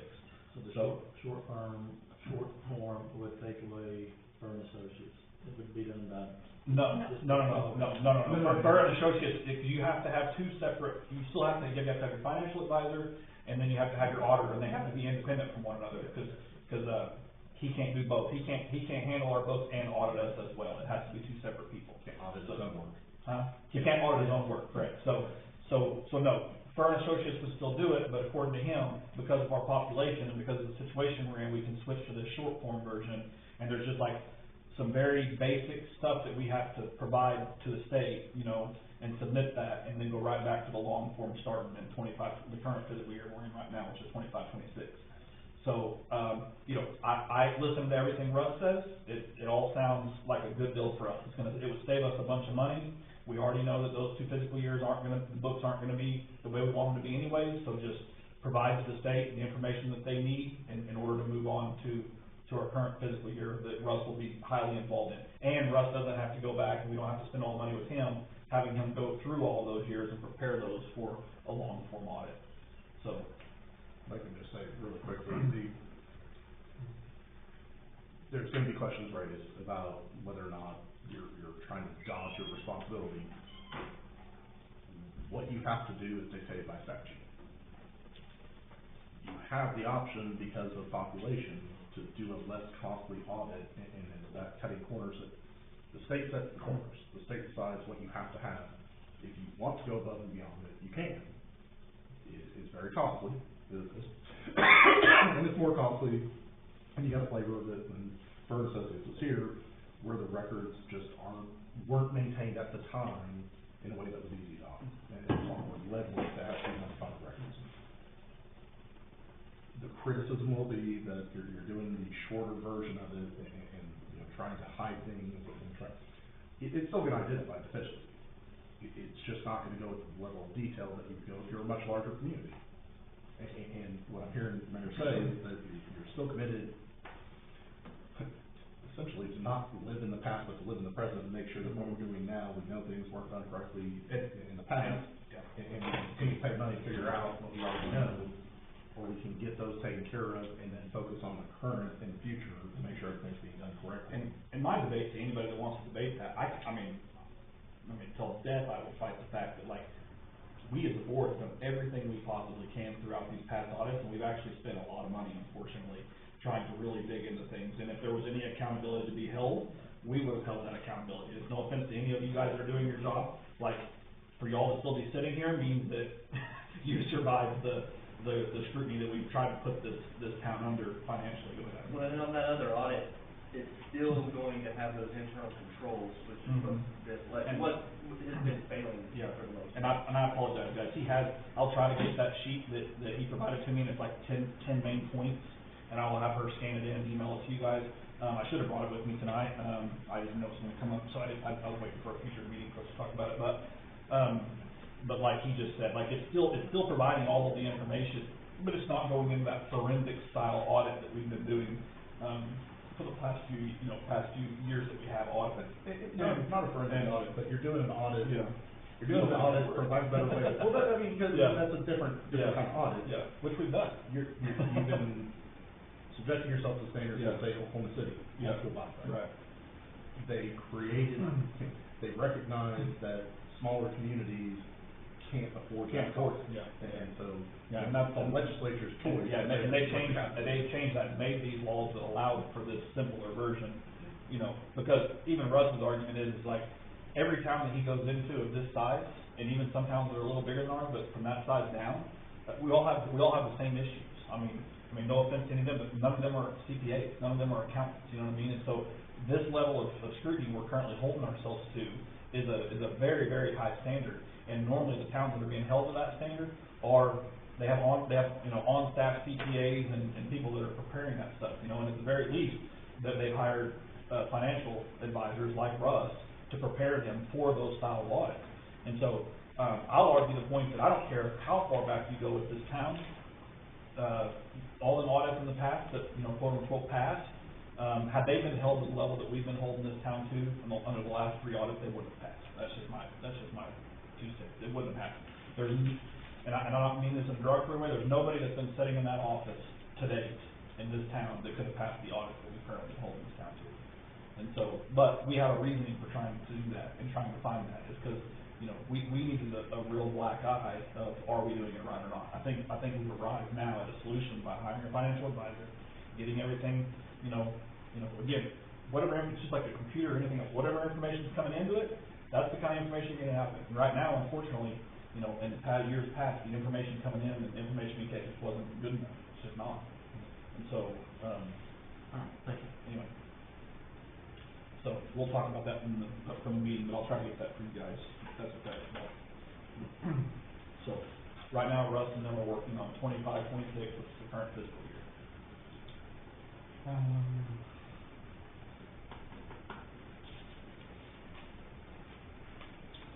Addressing the election, public information.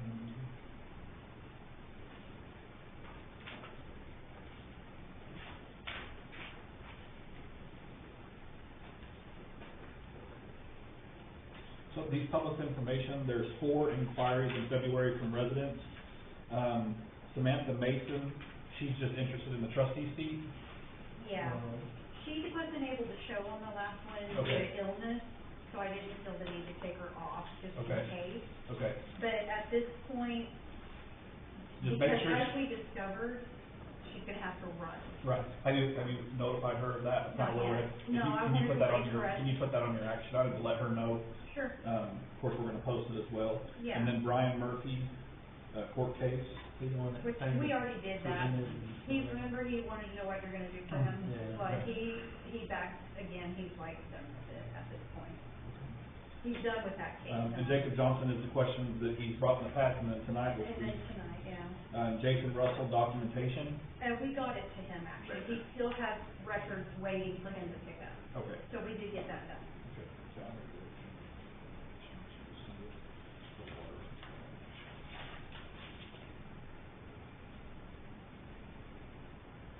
Okay, anybody have any questions for the treasurer?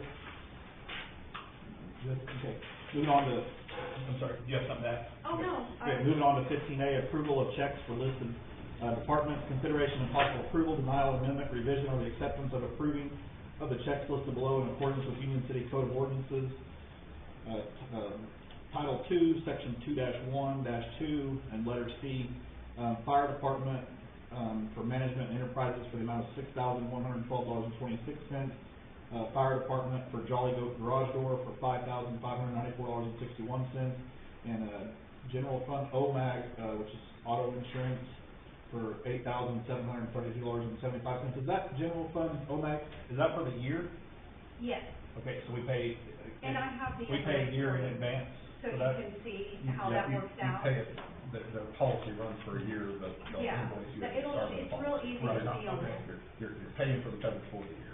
For the next year, yeah. Yeah, it's real easy to see how they Yeah. put it on there for you. It's a renewal.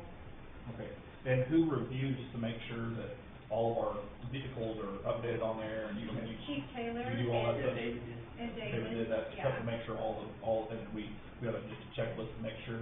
Yeah, and we Okay. make sure that, I always print off for them all of the, insurance verifications, they put them in their vehicles. Right. Yeah, okay. I want to make sure we're not leaving anything unlisted. I don't know how that works. Is it like an umbrella, or is it? I can show you. No, you're good. I just have a question. I can tell You don't have to. You're good. No, I just asked a question. I was there for over 10 years, so. Okay.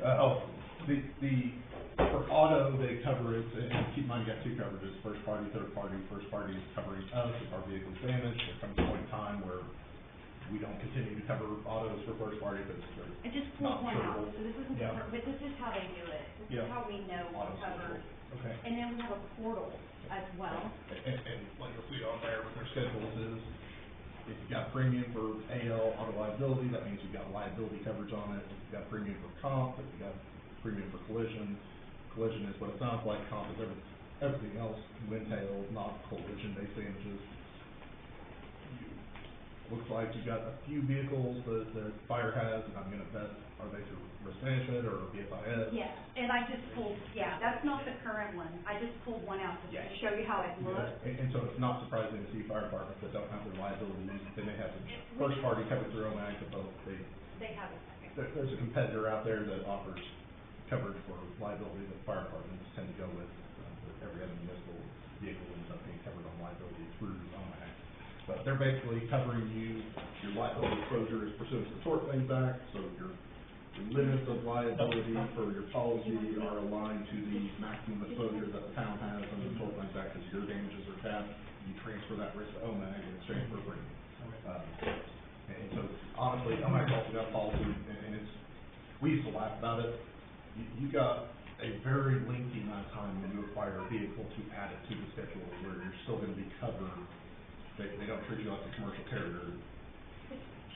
At one point in time, it was a year that you had, that you would still be covered even though you've had the vehicle a year and never pay a premium on it, there's so much coverage. And that's largely because usually if you add a vehicle, it's because you dropped one, and while I was there, we had a lot of communities who, when they would come in to review schedules, those 5 vehicles have been gone for a while, and here's the 5 vehicles. So they were paying for 5 vehicles, and so OMAG makes it work because you're paying for vehicles you don't have.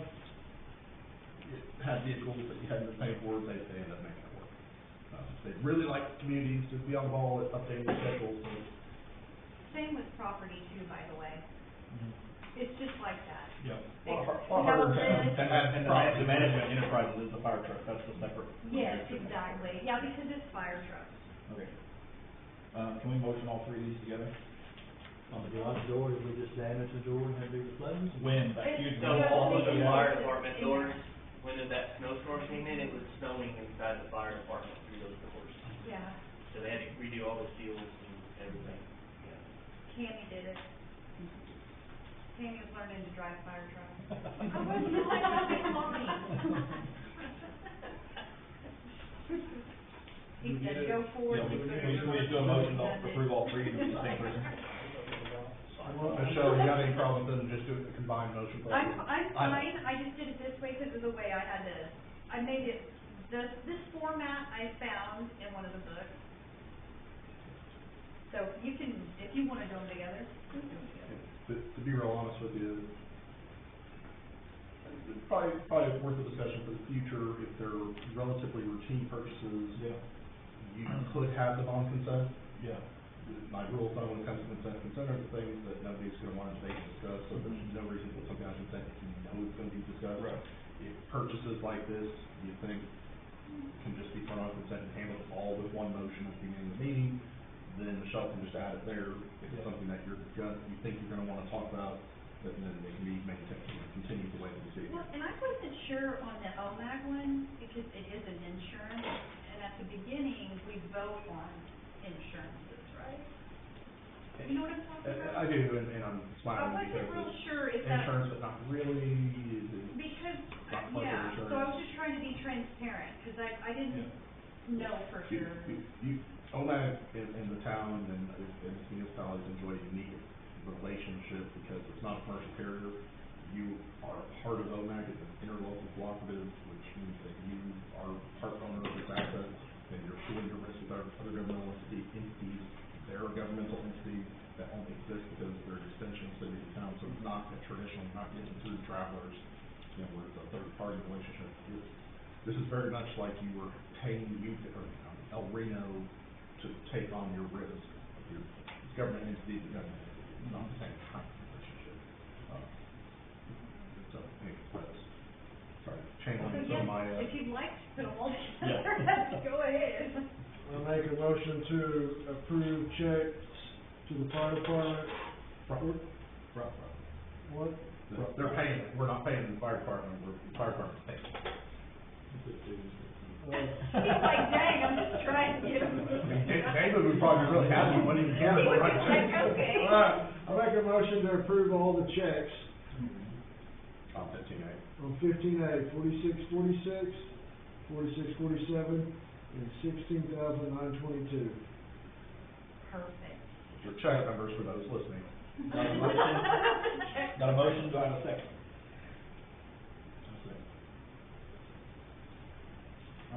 Alright, motion and a second, all those in favor? Aye. 15B, asset amount, consideration of possible approval, denial, amendment, revision, or the acceptance of determining the amount of funds spent to become an asset. So what this is referring to is, we're gonna create a list of all our assets, and all the department heads need to know what price threshold do we want them to start at. So everything above $2,000, everything above $1,000 needs to be put on the list. We debated that real briefly in that with Russ. I think Russ kind of threw the $2,000 amount out there. David and I said 1,500. Yeah, does that cover? I still cover things that are down to like 1,000. But does that cover like all of our firearms, that sort of thing? The 1,500 does? Okay. Combined with all the Stuff on them and stuff, yeah. So, that's what the question is. Does anybody have any opinions on what that threshold should be? I have a hypothetical question, isn't for me to decide, because obviously I'm gonna vote, but if we already have assets that depreciate with time as they get old, such as a computer is a good example, is it based on the price it was purchased retroactively to go tagged, or is it based on value now? purchase price. We created our list of purchase price with the depreciation value. Yeah, I mean, ultimately, that would kind of be a Russ question, but as far as that final line detail, but in my opinion, it would be like, if we had to replace that item today, or, the purchase price that we paid for it at that time, I mean, I personally would want to see that on the list, just because. I feel like, Chief Taylor has already done his, Yeah. and so he has an idea of that Yeah. range. This is for sure gonna be a lot more complicated for David, because Right. David He's has. about done with it. He's almost, Is he? yeah, that's what I was Well, going to say, he's already done it. It's everything that's in that entire maintenance building. He already did it, like Yeah. down to. Yeah. Over $1,000. I mean, like. Did he? Okay. Because he even went beyond that, though. Yeah. He has seriously cleaned his shelves, he's almost, Yeah. you'll be Michelle, is this in So- regards to the auditor's concern about not having those list Yes. of our Yeah. assets? Yeah. Yes. And largely going to the issue of, we gotta spend money to buy something, where is it? Nobody knows where it's at. Yeah, that has, I mean, they've done it with, Never asked, but- they've done it with all of the, cop cars and, guns and certain things, but, it's not, I mean, even though David says he has a list, I mean, fire truck stuff, but I mean, it gets to be pretty daunting when you look at all I the feel different like- stuff. I The feel lower like- you make that amount, I mean, deep down inside, I wanna make $200 to cover my weed eaters and everything, but it gets to be too daunting But, for you know, a town this size to, and at some point, you kinda have to trust your department heads that they're not allowing weed eaters and things to walk off, exactly, and if But- Steve Taylor is saying 1,000, that's what I would go with, if The other he thing that- knows what, The other thing that me and Dave talked about is grouping things too, so like, we're not gonna list 45 fire hoses individually, but we can group 45 fire hoses as a price. Yeah. That's the asset. Which, if there was then a question, it would essentially be, okay, David, show me the 45 houses. Right. Cause Yeah. ultimately, they have to do an inventory, you know, I don't know how often you do them, but, people have different ways of doing that, but at the very minimum, once per year, you do your inventory to make sure everything's Will it accounted also for. affect your insurance? Well, I mean, at the very least, it helps you have a better understanding, because you got a value, I mean, if you're building those spreadsheets in such a way where you can total that in the bottom right corner, you have a general idea of like, okay, this is, if everything blew away in a tornado tomorrow, this is the X number of dollars it's gonna take, and you wanna make sure that you're insured to cover that, but, you know. I mean, like assets are sort of buildings, There he is. you will have through OMAG, the coverage for a given building will be the building cost, the cost to repair and replace the building, but then there'll be a contents item in there. A lot of communities honestly just throw a figure in there, $200,000. They don't go through the motions of trying to figure out what would it actually cost to replace everything. But the more that you know, the more that you can make sure you're properly insured, because the reality is, you don't wanna have a disaster, tornado comes through, knocks down the building, and the coverage is what you paid for, and so if you didn't pay for enough, they're only gonna pay you what you paid for. And so, yes, it could help you. At the end of the day, OMAG will ask, how much, you know, do you want in contents coverage for the building? And if we give them a low number or high number, and it gets blown away by a tornado, they're gonna pay us what we paid for. Yeah. So it does let you hit that number a little bit more precisely on the contents. So, what's the amount? Y'all good with 1,500? It'd be more restrictive than what your financial advisor would recommend, but that's not necessarily a bad thing. It's when you go the other direction from what he's recommending. Yeah. Well, what's a computer? How many items are on your list, do you think? $446,000 worth, I don't know. Half a I don't know how many specifically, but I mean, mine's everything from, you know, rifles, suppressors, optics, I mean, those combined is over $1,500. Computers. Police department don't have to have a trust for their suppressors? No, Man, cool thing. must be nice to be the government. Tax-free. It's a letterhead, it's a letterhead. So I do have a question on that. A new, you know, state-of-the-art laptop could easily be $3,000 if it's outfitted for business. Obviously, that'd be an asset. Correct. But, a couple I got you. enhancements we're Well, looking that's at, why such as a department. computer that just acts as a status monitor and dispatch. I'm looking at less than $1,000. Yeah, and then that one you don't have to put on there, you don't have. So, I mean, if we set the threshold at 1,500, we're just trying to cover that. You know, I mean, if you get on the list, like, if they have issued laptops that go to them, I mean, I personally would, you know, throw them on the list, you know, I mean, because if that walks off with Teresa when she decides to quit this job, and, you know, we gotta show that that's our asset. But I mean, at the end of the day, I mean, you just have to use your judgment, right? So if it's it's a hard stop, so once we set that amount, we really can't come to you and say, you know, hey, you know, this item's worth $1,000, why is it not on the list? Well, you set the threshold at 1,500, so really it's not required to be on the list, you know? It's kind of like right now, if any of the computers we bought, you know, in early 2022. Right. If any of those walked off, like the car got broken into and Right. they got taken, I could tell you the serial number of that computer for that Okay. person, Awesome. so we at least have, Okay. I have an informal, tracking of, you know, computers when I add them to the network, so I've always just at least had notes on that. Right. And let's make sure we're talking apples to apples here. It doesn't mean that it won't necessarily be tracking of assets that are not assets, under Yeah. whatever threshold I they mean- have, but there may be a reason to track them for other reasons. As department heads, I mean, track anything you wanna track, I mean, it helps, you know, it helps, you know, hold people accountable if there is theft. If we do get blown away in a tornado, it helps us better understand, you know, what we lost and what needs to be replaced, I mean, but at the end of the day, this is for the audit process more than anything, and anything that's on that audit list, I mean, we can't just throw it in the trash, right? It has a process it goes to be removed from that asset list. Declared So- a surplus, and then. Yeah, and then you either auction it off, or yeah, correct, yeah. So anything that's on that list, that's a list that we're providing to all the general public and to the taxpayers, saying this is what your tax dollars, you know, have been spent on, and here's the total amount of what we currently have asset wise, and then, you know, it just squares all that up. It's the readers on it, Travis. Sorry, I tried to get everything on one page. The old one-page contract, eh? I've been working But are, tremendously on yeah, it, that's what they were so saying. I'm talking property, buildings, all of it. You told me you'd have it done before this meeting. Yeah, I know it. So are y'all all comfortable with the $1,500 amount? I mean, do y'all think that's fair? I think that's fair. Does anybody else have any? What do you think? I think that's fair. You got a whole list of, where's that, but okay. When- But no, I agree. So when the county does this, But how many?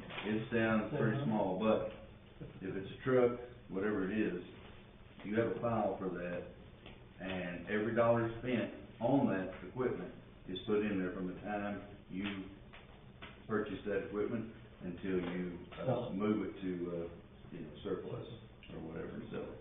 And so, every dollar, we know every gallon that runs through a truck of diesel. Well, that's kinda, when we were discussing it, you got a fire truck, you're not gonna put every single piece of equipment that's on a fire truck on your asset list, but it's on the inventory list for the truck itself. Yeah. So if you're accounting for the truck, you're accounting for all of the equipment that's attached to it. But it's tracking for different purposes. For this, it's for the financial statements and the financial advisor, for you to have a threshold that they can then verify that everything that should be on there is on there. If they ask him a question, well, what about that laptop that's worth $1,000? Okay, then it doesn't have to be on this list. So we're making sure that you're setting policy and that staff is compliant with it as part of the auditing process. You ever get that spreadsheet back? You would like to Did it have, see it? did it have a value amount out to the side? It's off to the side. Okay. I have purchase price and then value Perfect, yeah. appreciation. And if you can kind of do somewhat the same? Got it. Okay, that just. Well, And then. to a degree, some of this stuff was here before us. Right, of course. There's no But way to just- find yeah, out. just- But just put a rough estimate on there, Me and Google, that's pretty good. Okay. But the idea, again, once we're all done with all this, it would be interesting to circle back to our insurance to see, huh? Yeah, and that's the stuff, we want to address that as soon as we know. For instance, station Yeah, one, the difference, yeah. And it's helpful when you look back at what Replace your other tractors and find out what you're spending on repairs. Station one, I think we got a bid on it. And I guess the question for us is, are we required to have a sticker, like a barcode of any kind, on every single one of those assets that we're labeling? No? Okay. And do we all do it with the county? We do. He may disagree with me, I mean, go ahead and verify with him, but I've never seen anything that would require. They want you to have a list that they can then go track and verify and audit and do some spot checking on, okay, where's this asset, where's this asset, what is this? and All the asset tracking and stuff I've ever been a part of, we're required to put a sticker on it. That's what I understood as well. He was telling me if you can connect point A, B, and C to show what's happening, then I will ask him. Computers with serial numbers, guns with serial numbers, vehicles with VIN numbers, like that stuff's not the necessary stuff. The stuff you get into is a lot of the equipment and things that might need to have an asset sticker on. I've got a serial number on everything I can find. Yeah, we're a On that small, list. yeah, we're a small community. There comes a point where you kinda gotta draw this line of like what's reasonable to ask the employees to do versus what's required by. Do you- Physical network cable, in my case, would be a supply. Right, yeah, that's right, yeah. So this is just my question. Do you know how to get that sticker? If he says, yeah, we want a sticker, do you know? There are companies that, I think that's you just all make up a provided. number. Yeah, no, I mean, Like like, whatever like, the year, dash, whatever dash. like for Okay. instance, at my work, we track tens of thousands of cylinders. So every Okay. single cylinder asset, we actually receive 2 stickers. We get a sticker roll, and these are industrial stickers. They're not, like, once you put Like, them on you can just something. tie them like. So you have one sticker that you can put in a book next to an item, and then you have another one that you can put on the actual item. Where do I get the sticker? Well, I mean, I can ask them, but Okay. there's companies that provide Like, them. how do you Yeah, get I bet if you them? type into Amazon, like asset Amazon, sticker, okay, I mean, there might be, okay. or just search Google asset That'd be hard to stickers. put on a gun. though. No, because anything with a VIN number or a serial number, you don't have to do that with. This is for the stuff that's like, You're I mean, assigning a number. yeah, I mean, you'll call this crazy, but like, if you bought a $2,000 printer, or whatever our stupid printer in there costs $15K, that one's gonna have an asset sticker on there, right? So. It's got a serial number. Well, if it has a serial number, then you don't need to, I'm just saying, like, those are examples of. So then almost everything I Yeah, found has a yeah. serial number. Okay. I would ask for us how the other communities are Yeah, handling because tracking if it. we're not required to do that, I'm not asking, I mean, me personally, Okay. like, I don't know what they're, but I mean, it's just, it gets to be too much, right? I mean, we're just a small group of people trying to accomplish Right. a lot of tasks, and so, but we do wanna get that in. Sticker or not What- a sticker is What the is the question. best practice on, Yeah. what is anything should be done to track the assets and Okay. make them traceable and so on? And you can mention that the mayor brought up, some places use asset stickers, but what does he see? Yeah, cause like, Okay. again, the county does do it, but they have a lot more assets than we do, so. Y'all go with 1,500? Okay. I make a motion on 15B to set, the amount, of funds to be spent on, to become an asset to be $1,500. Second. A motion and a second, all those in favor? Aye. Okay, 15C, the closed First National Bank account. Consideration and possible approval, denial, amendment, revision, or the acceptance of closing Union City Capital Improvement Account number 100981116 at First National Bank and Trust Company. I thought the whole reason why we were doing that is for insurance purposes, or for FDIC stuff. It's not making us money. It's not about that, it's about separating anything over the threshold of 250K. We're well over that anyway. Yeah. What it is the, we're not getting any sweeps or anything out of First National. We're getting, I don't know, $600-700 a month out of the We're making money bank first, over Yeah. here. out of sweeps. They're not going to do it And over the there. 250 threshold is negated because everything's swept out anyway. There's only a $10,000 balance in the account. So you're not gonna be over that $250,000 threshold because they sweep it all out. And that's my only concern, is just making sure that that money, if a bank folds, which has happened, Right, we're right. protected with the people's money. Do you have any info on I that? was just thinking we would make more money if So was it just back- has that we're closing it, is there one where we're gonna put that allocated? Huh? What? Where that money's gonna be moved to? Back is to concerned. capital improvement? Back to Union City? This It capital. doesn't say that. We can make that in our motion, to make sure that we Yeah. address it, right? Yes. Do you have any, it's been so long since we had that conversation, I believe you, I'm just, that's my only concern, is making sure that money's FDIC insured and more protected. Yeah, no, I mean, you got a lot more accounts than I would have expected. Yeah. And so, this would. I'm all about consolidating things and making it simpler, I mean, But and- my train of thought on that wasn't consolidate. Yeah, the It's, sweeps, that's yeah. not making us any Right. money. If we bring it over to this side, it's like Chief Taylor saying, we're gonna make more money. Now we have $500,000 getting swept out. Yeah. So we're gonna make, Instead of- $1,500 a month off sweep on it.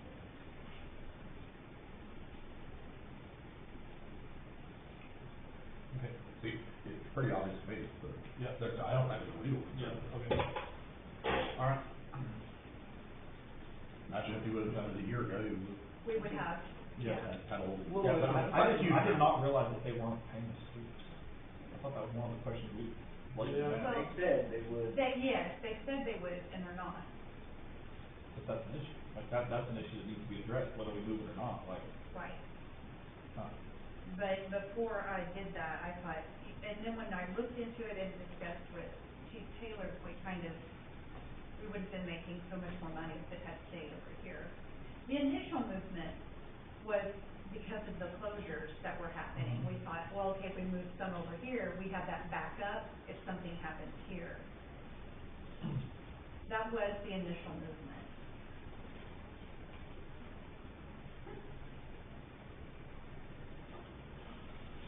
So your recommendation is obviously to approve closing it.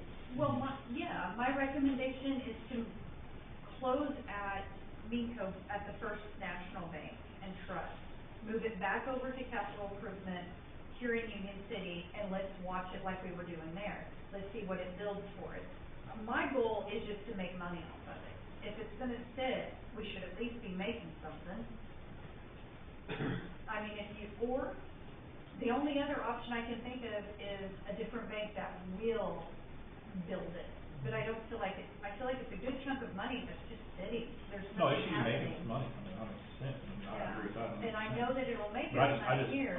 without going back and listening to Yeah. the recording, I just feel like we addressed all of that, and that they were gonna pay us the sweeps, because we weren't gonna do it unless they did. Yeah. I agree. I'm just not the guy in the room to answer whether it's FDIC insured, and everything, that's my only concern, but.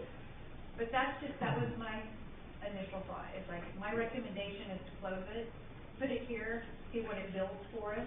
We can always find another bank that will build some for us if we want to have it external from this one.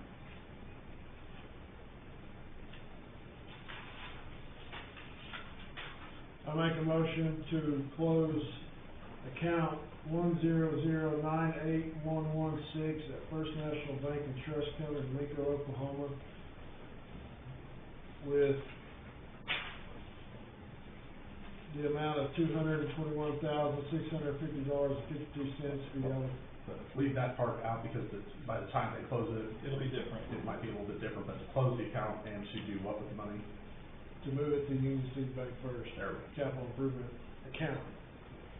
To all the funds, like, whatever that final number is. Yeah. May not be that exact number right there. I know. Well, But maybe it's, that's what the interest they were gonna pay. Don't leave loopholes. well, no, when Yeah. you include it very specific amounts, it leads to arguments that, well, that it wasn't that exact amount, so was the vote still good? We have a motion, do we have a second? Second. Motion and second, all those in favor? Aye. Close of ARPA funds account, consideration and possible approval, denial, amendment, revision, or the acceptance of closing the ARPA funds account number 44280274113 at Bank First Union City. ARPA has a zero balance since 11/15/24. And Mayor's balance are roughly, but you do 15E at the same time. Yep, and 15E is the closing of the REAP grant FAP account. Consideration and possible approval, denial, amendment, revision, or the acceptance of closing the REAP grant FAP funds account number 44210077087 at Bank First Union City. REAP has had zero balance since 3/19/24. Reason for doing that, Mayor, is the draft letter that you got is Okay. combined letters, so might as well, if you're gonna send one letter on both, might as well take them up together. So, I thought we were supposed to keep like one of those open or something, or is that legality wise? Like, if we was to accept more ARPA funds or more, We won't get any more. Yeah, they're No, not. That was it's COVID That was only. done. Yeah, Yeah. And the REAP grant was a very specific grant. that one was. Yep. That's the one that We, you got. any other future grant, we would open up a new account for that specific grant. My suspicion, and Michelle will probably confirm this, is that you open a separate account to make it easier to track the money in, money out. For the purpose of accounting for it, it serves its purpose. And when you get another grant, you open the account that specifies the name of that grant, so it can be tracked. So there's no reason to track when it's done. It won't, even if we got another one, it wouldn't go in that specific fund, because it's not the same account. Take 2 line items off your agenda in the future too, as long as you continue to have $0 balance. So, we've read 15B, 15E, do I have a motion? I'll make a motion, we close the REAP grant FAP account ending in 7087 and the ARPA fund account ending in 7413. Both with a zero balance. I'll second that. Have a motion and a second, all those in favor? Aye. 15F, ballot OMAG trustees, consideration, possible approval, denial, amendment, revision, for the acceptance of choosing 3 nominees for Oklahoma Municipal Assurance Group Board of Trustees for the 2026 election. I included the 3 nominees that actually mailed us a letter stating what their interest is, why. I also included the summary that they included when they mailed it to me on each individual. Laughing, you're gonna make me laugh. So, I'm sorry, having been in that there for 10+ years, I've got a thought, but. So I felt I included enough information for you to make somewhat of an educated decision. Of course, if I were you, the fact that 3 individuals actually did the extra effort and sent us their own personalized information, I would go with those 3 because they put forth the effort. Before I say anything, I will say that I still do some contract work for OMAG, only on police training, and pardon me leaving, they still want me to help them out on that, so I do get paid by OMAG a small amount to do that training.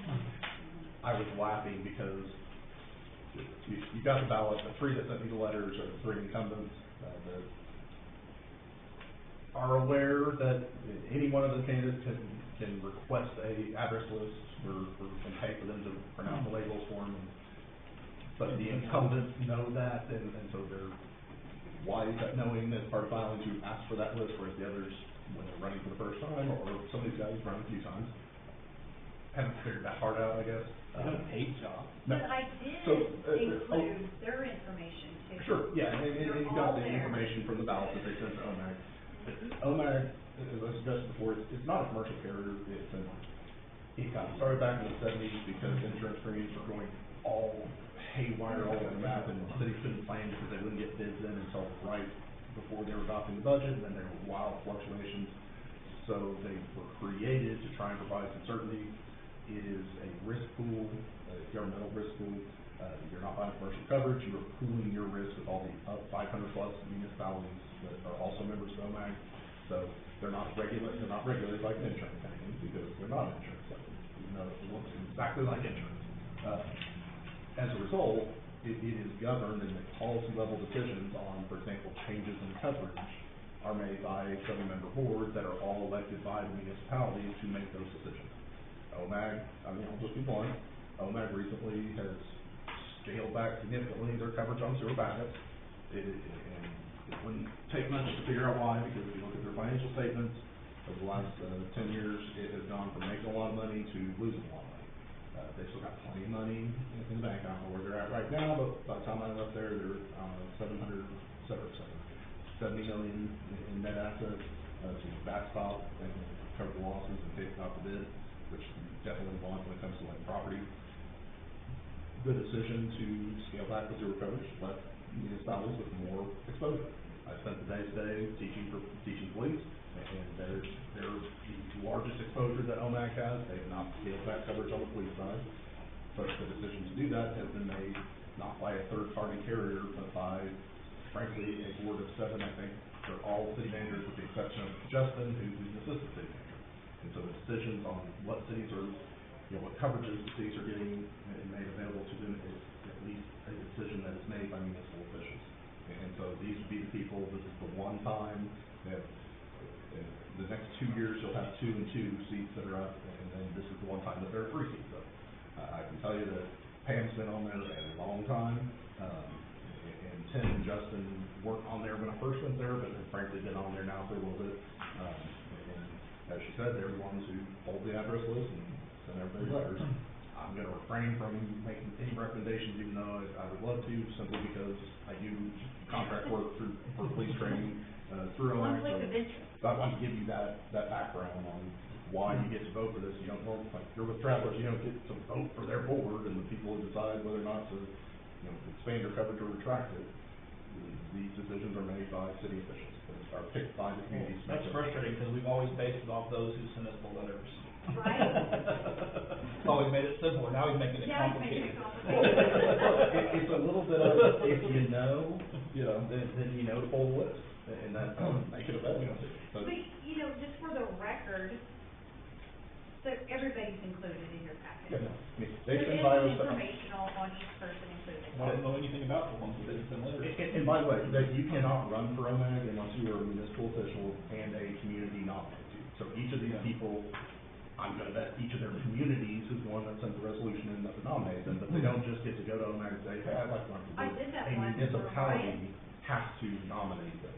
And so this is a That's entity super owned by flexible. municipalities, that's governed by municipalities.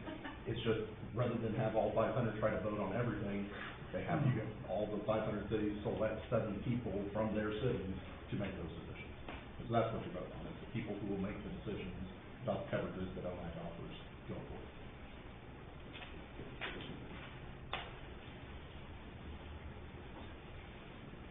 I'm good with choosing the 3 incumbents. Y'all have any opinions? Okay. I make a motion that we, accept the 3 nominees from as Justin, Battles from Mustang, Tim, Lyon from Midwest City, and Pam Holt from Durant. I have a motion, do I have a second? I have a motion and a second, all those in favor? Who was the second? James. Oh. Jimmy. I'm calling you your legal name now. Department Number 16, Department of Union City Human Resources. The following correspondence is provided to the Board of Trustees for their review and possible action, informational purposes by HR Supervisor Michelle Burns. Nothing to report. Any questions for Michelle? Alright, the Department of Union City Payroll, the following correspondence is provided to the Board of Trustees for their review and possible action and informational purposes by Payroll Supervisor Michelle Burns. Nothing to report. Payroll runs smooth. Number 18 is executive session, there's no action. 18A is adjournment from executive session, there's no action. 18B is executive session action, there's no action. Number 19 is mayor and trustee reports. This item is for informational purposes only. No action will be taken. Updates regarding recent and upcoming events. We have the garage sale weekend coming up on June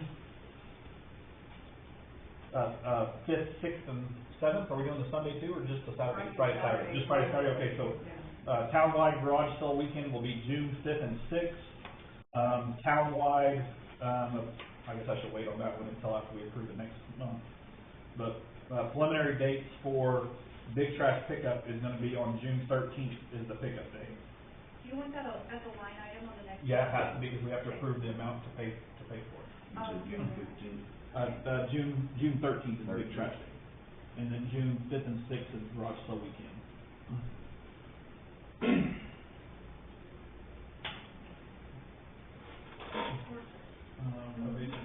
Recent project. We have Ford Fest on June 27th.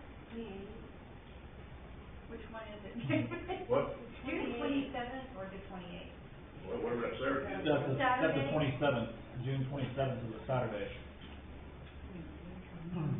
And then circle back to David, since you weren't here, we did approve both, of the, sirens. So, if you can get that, you can get that on time. Yes, you can get that on your action to get those ordered. That's all I got. Oh, there was a couple things on here, I didn't rather put them under this. I guess this is the last one, Chad, using Chad Fisherin, using AI in a board meeting to write document reports, supporting documents. I think we just kind of talked about that last meeting, right? And then Keith Dennis hours of operations and website updates. So I did see y'all updated some of the things on the website, so we're good there. Yep. Anybody else have anything? No? I guess just the recycle bin is full. It is full? I guess. Okay. That's what somebody told me, but, Okay. So you want me to I'll call David tomorrow and tell him that? Out there? That's not us. No. I know, but. No, but if it's full, we can call them and tell them it's full, so they know to come pick it up. I've never actually understood where that comes from, why, just something they do. Yeah, I guess so. Okay. Just to save I'll call David on that tomorrow. Only I do is fix the rust out of it. Yeah. Somebody told me that it was, the doors. Okay. Like it came from another city, and he just dropped it off here. Shoot. Okay. Well, we're looking good. Got mixed up. Alright, so it's full, I'll call David tomorrow. I guess Okay. so. I'll walk out and look at it. I don't really know. Okay. I was just told that. Number 20, new business. New business is limited to business that arose too late to be included on this agenda. Did you say anything about ordinance from the ordinance? That's one.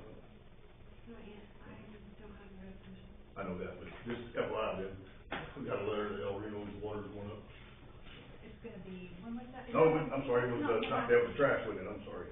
Which one was it? We just I'm did sorry. trash. It's supposed to happen like in, Trash, wasn't it? We just did, we already addressed trash. No, we just got the letter, like, just last week. From OMA? Yeah. This one was. Sorry, 14 hours, I'm sorry. And that Where's your letter, bro? It seemed like we just did it, but it's last year. because that was what was causing the bills to be messed up. No, that was sewer. That was sewer.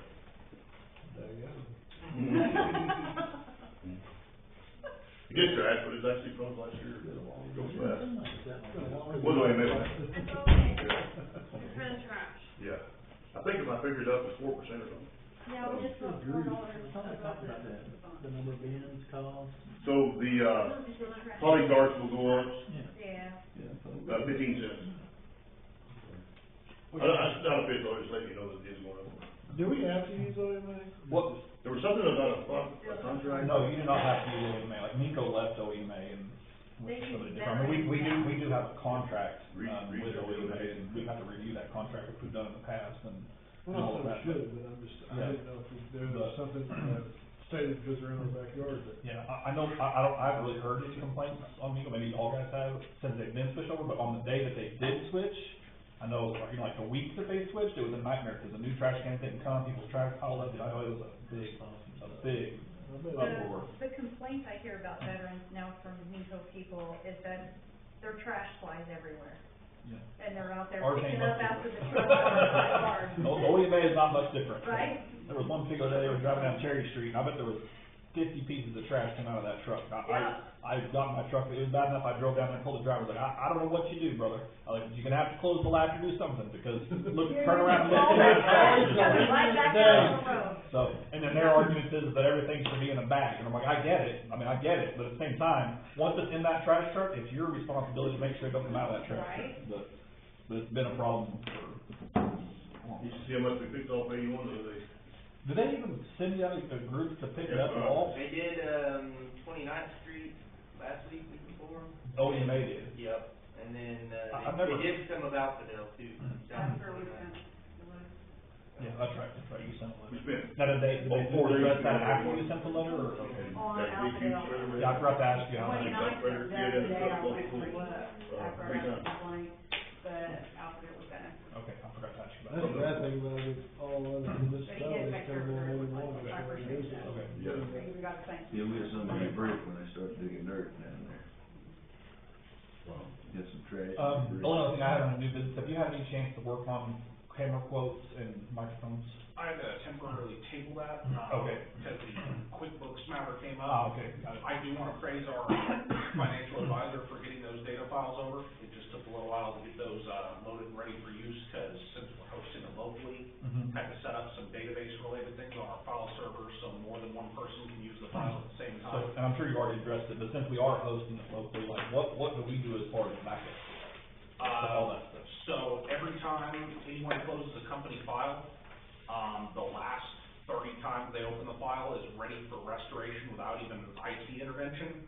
And then I do server backups as far as nightly on the volume that's stored on.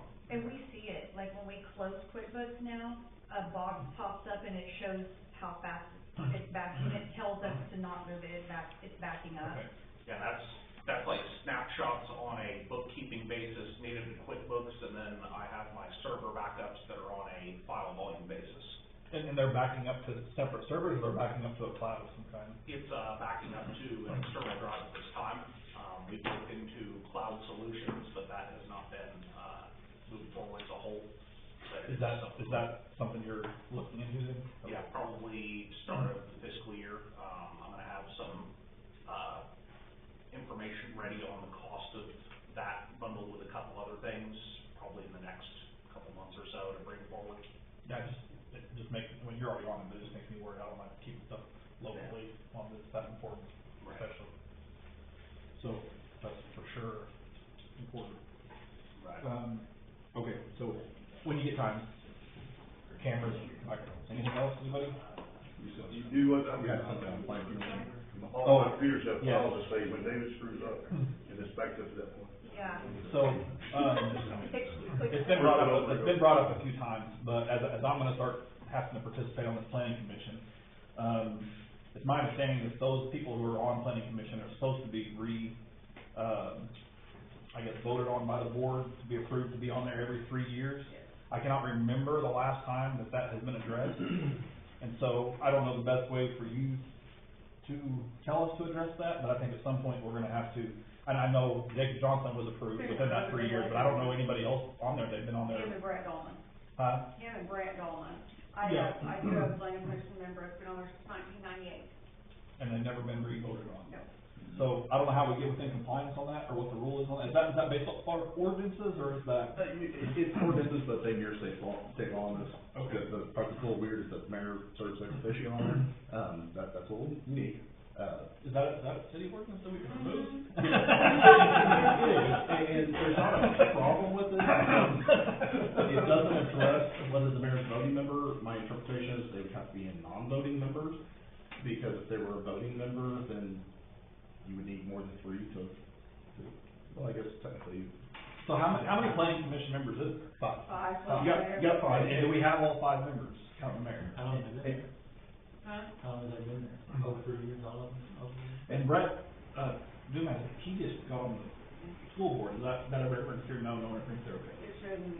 Just this one. And I do remember voting for him at one point, but I don't know if it's been within that 3-year mark. Jacob came on at the same time. Okay, and so there's 3-year terms, but they're not all on the same cycle, and so there should be 1 on one cycle, 2 on a different cycle, and 2 on a different. So when you originally appointed planning commissioner, you're appointing 5, but one of them's only got 1 year left, then it's the next appointment's for 3 years, the next 2 are for 2 years, and then 3 years after that, and then the other 2 are for 3 years.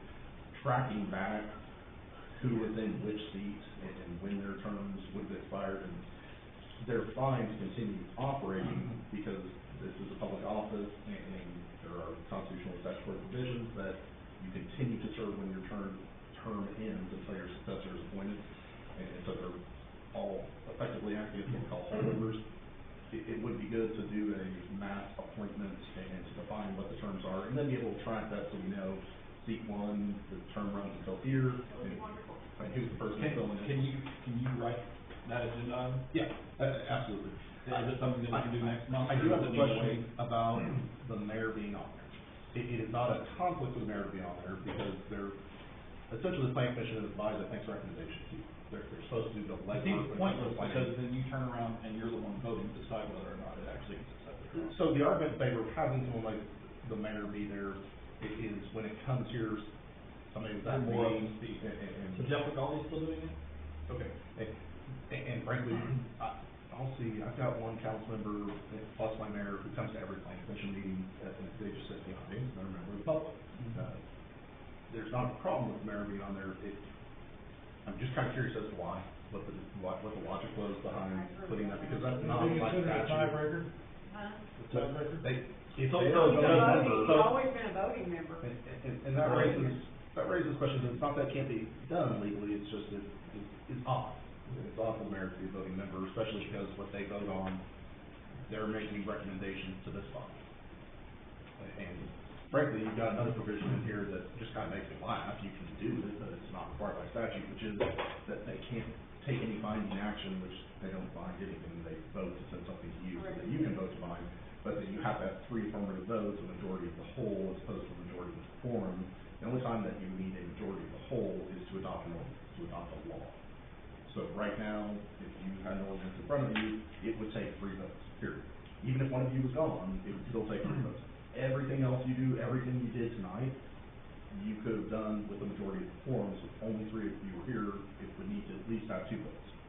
Which is how we've always done that. But laws require a majority of the total seats, even vacancies. You essentially have that rule, and it ordinances for planning commission that if only 3 of them show up, if they disagree. This is all stuff that'll be in the book that you're gonna make for us? Yeah, it'll be. This is stuff they don't tell you, I mean, you go 5, 6 years and you're still learning. It's like, 'cause I don't know if we've ever voted on an ordinance when has there ever been a time where we only have 3 active members of the board here, which we had quorum, and then we voted on an ordinance? At that moment, unless we all 3 were unanimous, then it would be. And I will It tell was you, a three-man board at one point. I will tell you, if we had an ordinance in front of you and you only had 3 here, I would tell you not to vote on it, because you can approve it with 3, but the emergency clause, which allows us to avoid having to publish the entire ordinance in the paper and just publish the title, and allows it to go into effect immediately, needs a supermajority vote. Well, if you only have 3, you can't possibly have a supermajority vote. You can get there. By supermajority, you would need 4 out of 5. And that's 4 out of 5, even if that seat's vacant. And so, it's kind of one of those, if one of you wasn't here, my recommendation would be to table the ordinance until we can get over here, because it'll cost more money to publish. Put that in the board member rule book. Yeah, no, That's the kind of stuff that you just don't get. It absolutely will be. So baptism by fire. So when it comes to planning commission, you want somebody there, because if the planning commissioners will show up, and I used to have planning commission chairs who would show up to every city council meeting and be there to explain what they did. They're not required to, so it's good to have either a staff member or a council member, board member who was there and who can advise what happened.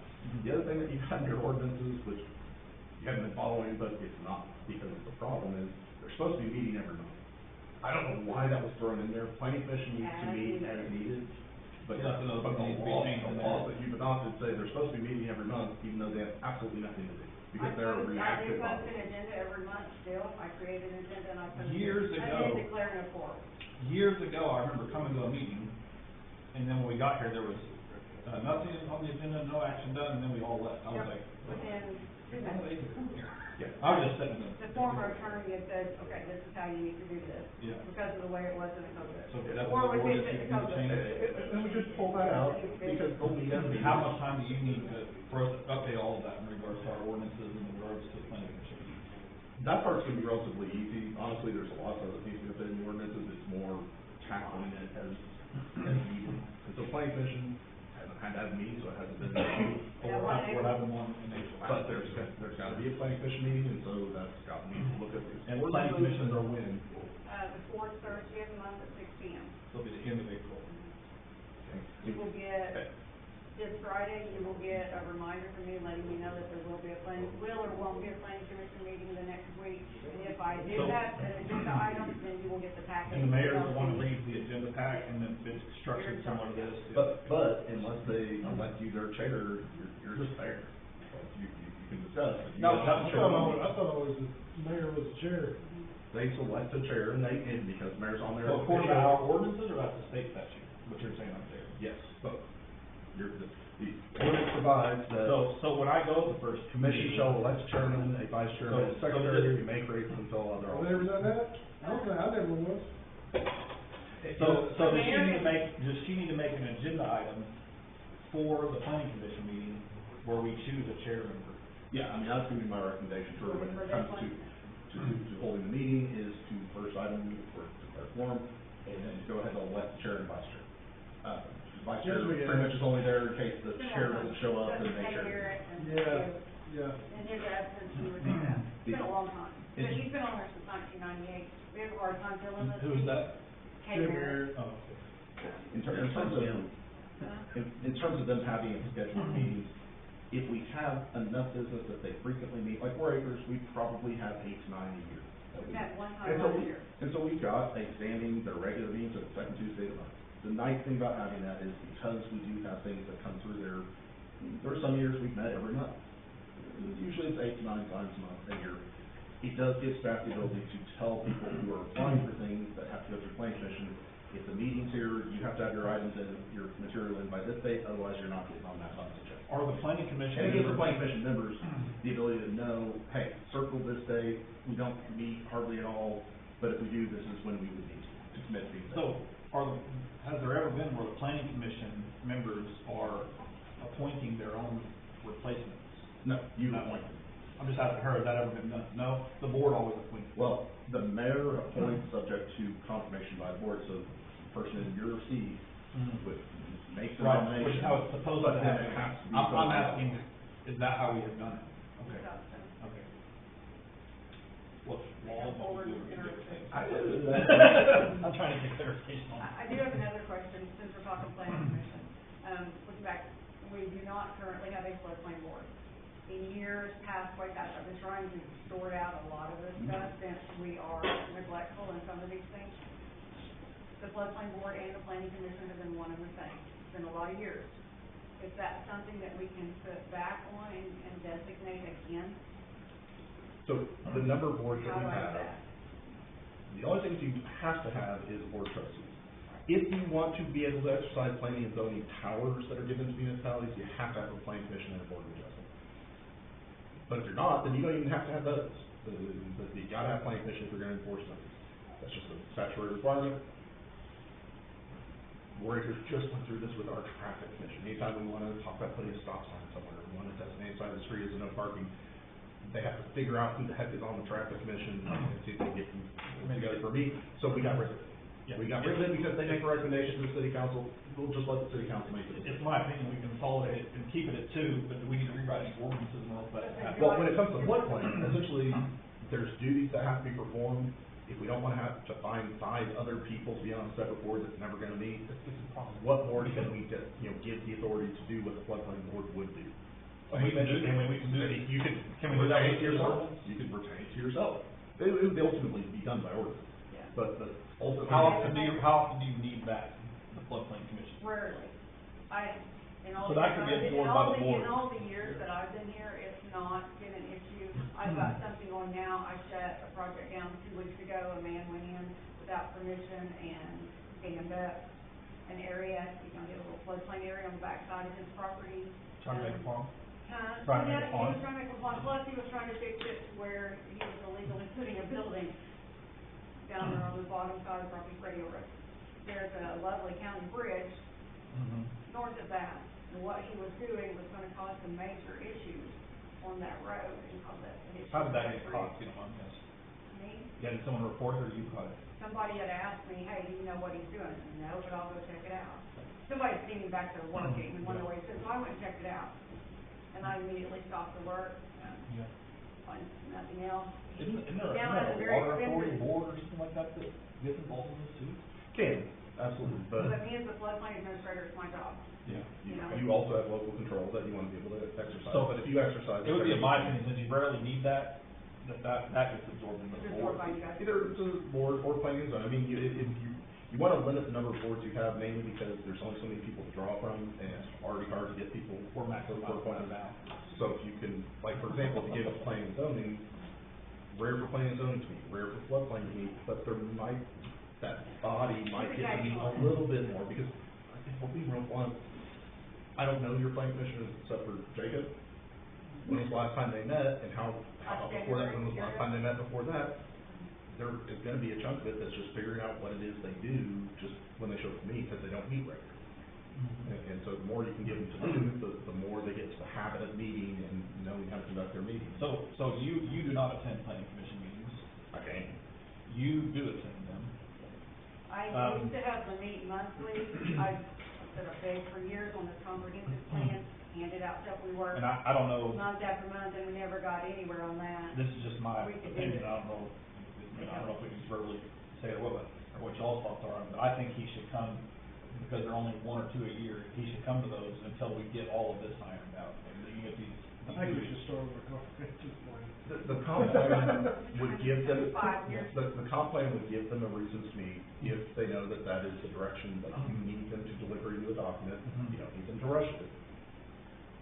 But essentially, you've got regular meeting schedule. You might need them to hold those meetings until they have chewed on the comprehensive plan and developed it to a point where they're regular.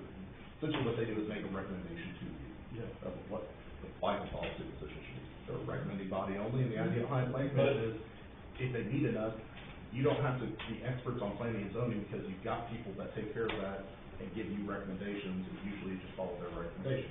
When they don't meet enough, they have as much experience with it as you do. Well, the nice thing about going through a process on a comp plan, by going through that process, comp plan is essentially a high-level policy statement of what we want land use to look like in the community. Zoning ordinances then flow from that to help implement the comprehensive plan, and then, of course, they're applied to individual properties. So the comp plan is sort of, you're painting with a broad brush, the exact fine details of what the zoning districts look like are dealt with through ordinance, as long as those ordinances are consistent with the overall policy statement for the community. How do we want the diversity of uses, and how do we generally want them laid out, and then we apply the zoning's particular properties, trying to be based on that. Our issue with the comprehensive plan, we met every month for a year, and out of the 5 board members, all 5 had a different idea of where they wanted to go with it. And Joe over here, he doesn't want his land rezoned from agriculture, or him over here, they might wanna do this in the future. My cousin, such and such, which Well, is fine, they throw, they gave up. and let me make this point pretty clear. A comp plan can be where you want to go in the future.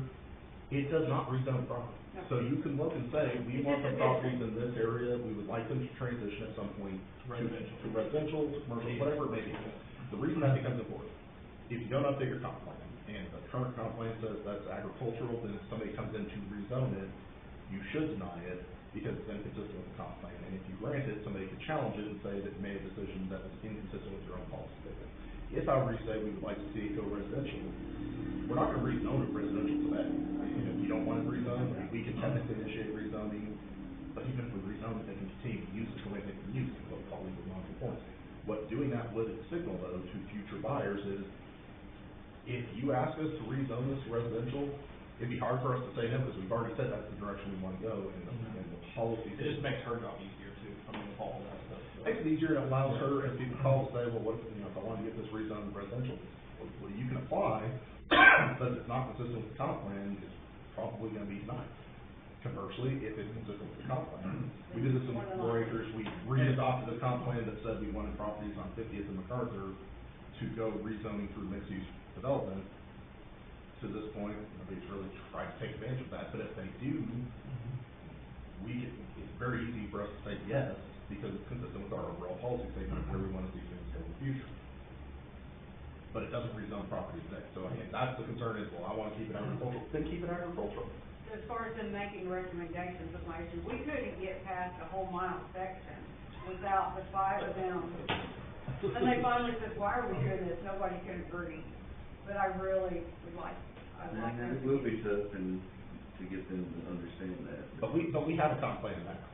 2004. Okay, but, and so we've got one, so it's really about whether or not, I mean, It's our process started because because we had one person who was in the business of doing apartment complex management, who really wanted to see more heavy density R3 zoning and more acres, and another guy who wanted to see something different, and so that got the conversation started, and what it led to is, what we got is pretty good, we just like to see a little tweak, that maybe in the future to see some redevelopment like this in this area.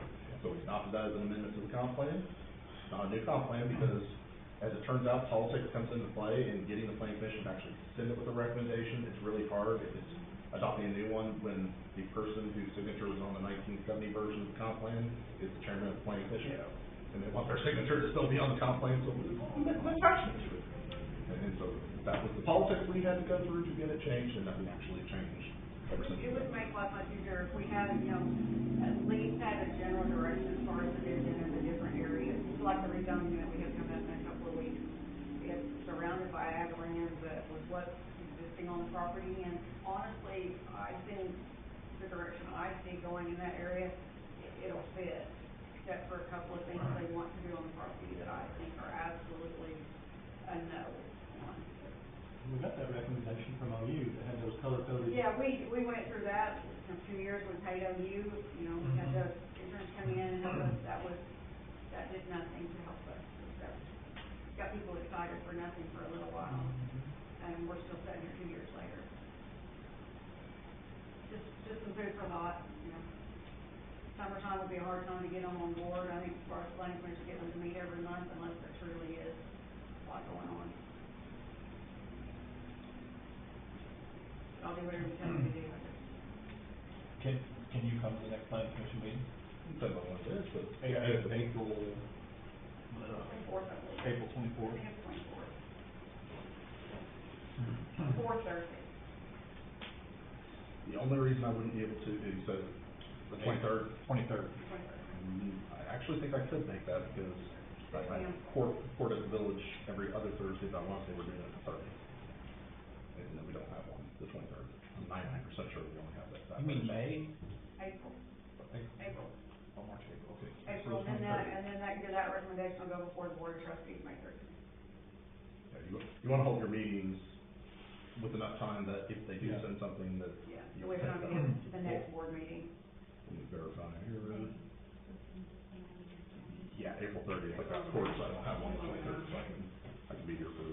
I mean, it's one agenda item. How long do they normally take? There's right now, there's 2 items on there. Chair, okay, vice chair. Actually, there'll be 3 then or 4. Okay. Because besides the rezoning, they also want to put a modular home on the property, on an industrial zone piece of property, what they're hoping to rezone it to use as an office, instead of building or bringing in an office structure. My question to that was, what's gonna keep you from then using it as a residence? Oh, no, we wouldn't. I said, how do I know that? Wouldn't it be cheaper to bring in an office building? No, this just makes no sense. These are just some things that'll be discussed and. It starts at 6? 6 p.m. 6 p.m. The only other thing that I would want to just mention during new business is, Jacob's comments tonight, he called me out for having a look on my face and he wasn't wrong. As you move forward, if any of you have any questions about a particular item and whether or not you should or should not vote on it, the law is very clear that there are certain things that you can't vote on, and largely, if they trigger these provisions, it's the town can't vote on something, even if the person abstains. It by default relates to whether or not a board member has a indirect or direct financial interest, which would essentially be not whether a family member would see some money, but whether or not the money would flow to you. Most obvious example being if you were voting to, hire a contractor that was your adult kid, but they are living with you, paying rent, well, then the money they're getting there, and it could end up on you. But as a general rule, for default transactions, if there's no direct or indirect interest where it would flow to you, it's not a conflict of interest. There are specific provisions that control certain kinds of transactions, competitive bidding. It extends out to third-degree relatives. And that doesn't apply to everything that you vote on, but it applies when competitive bidding comes into play, because the Competitive Bidding Act has its own conflict of interest provision. There's a difference between you legally can't do and politically it looks bad to do. And so I just wanted to note that, I resisted the temptation to ask what he meant by ethical decision-making, but I didn't want to take away from his time to talk and cloud the issue, but I just wanted you all to be aware. I'll tell you if there is something that appears to be a legal conflict of interest, I will tell you. And if you have any questions, if any of you have any questions or concerns, feel free to reach out. I will happily talk it through with you. It may be that I tell you you could vote on it, but I'd recommend that you abstain just for political reasons, just to avoid any appearance. But largely, most of the instances, if it's a legal conflict, abstaining won't solve anything. It is, we can't do business with certain people if a certain legal criteria is met. Because that's what we've always done, we've always abstained and sat down there. And that would be great for political issues or appearance issues, but when it comes to legal conflicts, the constitutional prohibition that all criminal statutes are built off of is direct or indirect interest. Direct being money, our money is given directly to you. Indirect interest being, it may not be writing a check to you, but we're writing it to your spouse. We're writing it to your kid that lives with you and pays rent. But those provisions aren't triggered when it's a family member who it looks bad, but there's no connection to show how that money is going to flow from them to you. And it's about you not using your position to personally benefit from it, even if there's a way for you to indirectly get money. Yeah, and if you want more information on that, I'm happy to give it to you. I've got slides. I did the presentation I can't even think of a single instance. for the last municipal attorneys, and we're running their panel at their next conference in Tulsa here in a few weeks to help educate people on conflicts. I've not seen anything that would be a legal conflict. But I just want you guys to know that if you have any questions, feel free to ask. I'll happily tell you if it triggers a problem. And I can only give you advice if I know. And so we had one at Breakers recently that it was an appointment that would have violated the nepotism clause, which I had no idea until someone, oh, hey, is that your brother-in-law? Wait a minute. Third-degree relative, if you're making appointments to boards, in public offices, then it can't be somebody related within the third degree by blood or marriage, even if it's an unpaid position.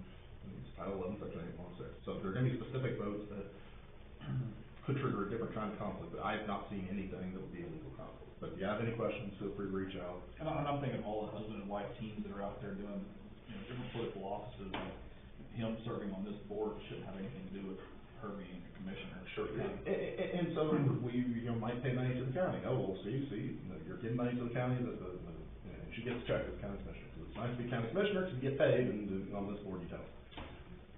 We have a test that tells us whether or not money paid to, including a public entity, that a person that's associated with the town has a connection to and gets a check from, whether or not that's a legal conflict.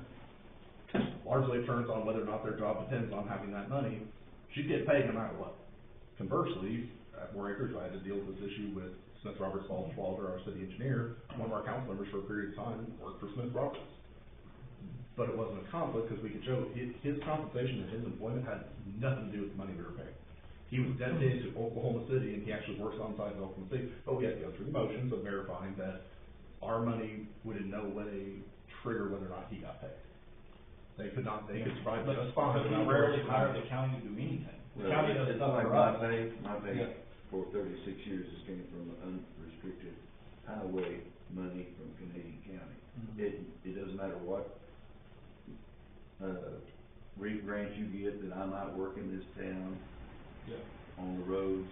I'm getting paid somewhere else and always have. If we were contracting with county for them to provide a service, and they hired you to do that work, yes. that would be a problem. Because even though our money's not flowing to you, it's flowing to county, and you're getting paid that money to do the work. And so if our council member at 4 Acres was touching any of 4 Acres' work, and there was any link between his compensation from SRB and what the city was paying SRB, would have been a problem. It would have been impermissible. He was dedicated to Oklahoma City, all his money was paid from money paid by Oklahoma City, so it was easy to declare no conflict. Did it create a political issue? Well, sure, SRB, their contract would come up every year, and he would abstain from voting on it, and that was fine. Did he have to? No, he did it just to avoid even the appearance and the question of whether or not he was not really unbiased. But I just wanted you guys to know that if you have a question, just ask, and I don't think you're bashful about doing it, but since it got raised tonight, I just want to make sure everybody knew. If you have a concern about anything that's on the agenda, whether or not you can vote on it or should vote on it, just reach out. Happy to talk through it. And it wouldn't have bothered me to not vote on any of it, because it would have passed anyway. It wouldn't matter whether it was yea or nay, one way or another, probably. Well, in the hypothetical I gave, it wouldn't matter if you abstained. Yeah. Abstaining doesn't cure it. We cannot pay a vendor, including a public entity, if we know the money is going to be used to pay for you. And so if you're abstaining, wouldn't have cured it. Then the whole board as a whole, which I'm part of, still did something it shouldn't. Right. And the logic is, Yeah. even if you don't vote, you're a member of the board, and you can use your influence to lobby their votes and get them to vote a way that would end up benefiting. Yeah. Which is why they say if it's a direct financial connection between the money you get and the money being paid by the town can't prove it, even if you abstain. And so that does cut us off from using certain vendors. Kingfisher got in trouble for this, and luckily we gotten out of it. The best vendor on the $14 million street project ended up being the brother of a council member who got appointed at the meeting right before they approved the contract. Had they got it the other way, it would have never been an issue if they approved the contract before they appointed him. But if they do that, then they would have lost out on a huge road project that would cost a whole bunch more money than the $14 million that they spent. But there are certain transactions they want to prohibit transactions that may not actually be a conflict to avoid ones that would. And so sometimes they paint with broader brush, but I've never seen anything come before you that I thought had any reservations about whether it crossed the line. So I just wanted you guys to know that, to let you know, feel free to reach out if you have any concerns. Because everybody seems to have been very mindful of wanting to do the right thing, and so if you have concerns, just ask. I'll be the first person to dive into it if I see someone do it. I mean, I've always been that way, like, I think we've all carried on integrity, so I'm not worried about it. So, I've brought this up before about on the public comment time, and I think someone said you're working on it, but I'm finalizing a resolution to bring you guys to adopt rules. the time frame. Yeah, and one thing I saw, just to prepare you guys, one thing that has been happening that has to stop is the interruption. Yep. That's Jake's interrupting you, or anybody from the public that's talking, and you interrupting them. And so it's kind of one of those, when they have their time, let them have their time. If you want to respond, but talking over each other isn't leading to a productive conversation, and it's escalating some tensions. We need an overall time frame, but we also need to make sure that we respect that. I've seen council members who we give them 3 minutes, but a minute into it, we start talking and eating up their time. If they get 3 minutes, they get 3 minutes. It's their 3 minutes. Let them say what they have to say, because if we're talking, we're eating into their 3 minutes. And so, it's 3 minutes, but I mean, if you guys, the decisions. Is that for the whole night? Because I don't want that much time for every subject for all of it. It's gonna be, part of the discussion's gonna be. only for people who are coming to speak. Part of the discussion is gonna be whether or not you're going to entertain citizen participation outside of that one item. Because at the end of the day, Open Meeting Act does not require that you allow anybody to speak, except for you guys. Because your business meeting the Open Meeting Act requires you to have open so the public can watch you transact in the business, but it's the right to watch, not to participate. There are exceptions where you have to have a public hearing, adoption of the budget, you have to have a public hearing before you adopt the budget. Planning and zoning matters, typically have to have a public hearing, and so at that point, the public would have the right to speak because of the Title 11 statute. And I'm assuming the Open Meeting Act is the same for school boards versus town boards, but for instance, over there, they have a rule that the community can come and speak for 3 minutes, but the board members are not allowed to respond to what the person brings to the table. And as Board members are not allowed to respond. That's largely because you don't want to engage in conducting Yeah. business, which includes Yeah. discussing an item that's not on the agenda. Yeah. And so, because it's the Wild West, and to this point, people, Jake may know what he wants to talk about, but largely public comments is, the floor is yours, we have no idea what you're about to talk about. because we don't know, we couldn't have prepared and had. And they don't even have to, like, you know, different members of the community sign up and bringing the items that they want, they don't have to do that, they just have to sign up to speak, and that's it. You know, just. Well, I had a lady at War Acres who spent 2 years talking 3 minutes at a clip about how bad the Salvation Army was. Yeah. She had a manifesto again, and she would mark her place and come back the next month and pick up where she left off. 3 minutes at a time, she read this manifesto for about 2 years. And then she was done, we've never seen her again. But it's their time, if you choose to allow it. And I'll always defend public input, like, I'm a big believer in public I'm not input. against anything. I want people to defend public input, and I want them to talk about anything they wanna talk about, I mean, I don't wanna, you know. But it's gotta be civil, and it can't be, Yeah. There are boards it kinda depends how somebody's acting. But there are boards. You, Unless the schools change, I think theirs, for instance, like, it has to be about something that's on the agenda, the person.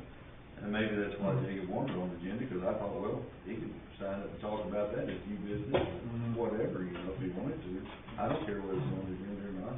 Without getting too deep into the legalese, it's what we call a designated public forum versus a limited public forum. Designated public forum is, we open the floor, you can talk about UFOs if you want to. It's your 3 minutes. Limited public forum is where you can limit down the subject matter that they can talk about. You can't limit down what they have to say in their viewpoint. But what, the most common limited public forum example is exactly what you described, which is, you can't just talk about anything, what you want, if we're gonna give you 3 minutes, you gotta link it to something that's on our agenda. And so, you can't talk, if it's not on the agenda, like, I hate to say it, the land deal. If that's not on the agenda, then you can't talk about it. Whereas with designated public forum, sky's the limit, you can talk about whatever you want to talk about. But those are gonna be the options I bring you as part of this resolution is, so that you guys can chew on it and make that ultimate decision, because they're ultimately your meetings. It's also about keeping these meetings productive and on track, you know, so that's an important part of it for me. But bring that to us sooner than later, because we're ready to get that more structured. The civility side of it that you mentioned is very difficult because it leads to claims that you're engaging in viewpoint discrimination, because the times where it comes up is when somebody's expressing something negative about what you're doing, and so the claim then becomes you're all shutting down how I'm talking because I'm saying something you don't like. Because we don't have examples of people coming in to speak very passionately in the colorful language to say how awesome you are. And so it is difficult to enforce those because it looks like viewpoint discrimination. It's a lot easier to have objective rules, this is the amount of time, say your piece, and then when the time's up, you're done. Yeah, I like the open forum concept that they can talk about anything they want to, because if not, you're limiting the public if there is issues of them being able to voice those issues publicly in the meeting, you know, so. I'm personally okay with them bringing any topic they want to bring to it, but having a limited time, and then, you know. In a way that typically works is, the only response that a board member should have is, thank you, I'm interested in what you have to say, I'd like to discuss Michelle for an agenda item to be on the next agenda so that we can discuss that in front. And if nobody wants to, then they said their piece and they didn't pique anybody's curiosity enough to add it to an agenda in the future, so be it. And you'll structure it to where, who has the authority to add something to the agenda, correct? That's a separate issue, but yes, Yeah. that is also, meeting procedures is part of the broader goal, as part of adopting a council. Okay. The citizen participation forms part, who can add items to the agenda, which the Open Meeting Act doesn't say. Yeah. It just says, if you have a meeting, you have to do it this way. What did you call the handbook again? The governing body. Governing body handbook. So it'd be a handbook for you I all. don't know how long it's gonna take you to get that together, but I mean, we want that done. And by going through that process, then you can give it, when that seat gets filled, you can give it to that person and they can at least know what. I would love to have something like that when you come on board, you feel like baptism by fire, you know, all that things, but, anyway. Anybody else got anything else or new business? Okay, 2021, adjournment. I'll make a motion to adjourn. I'll second it, all those in favor? Aye. Aye.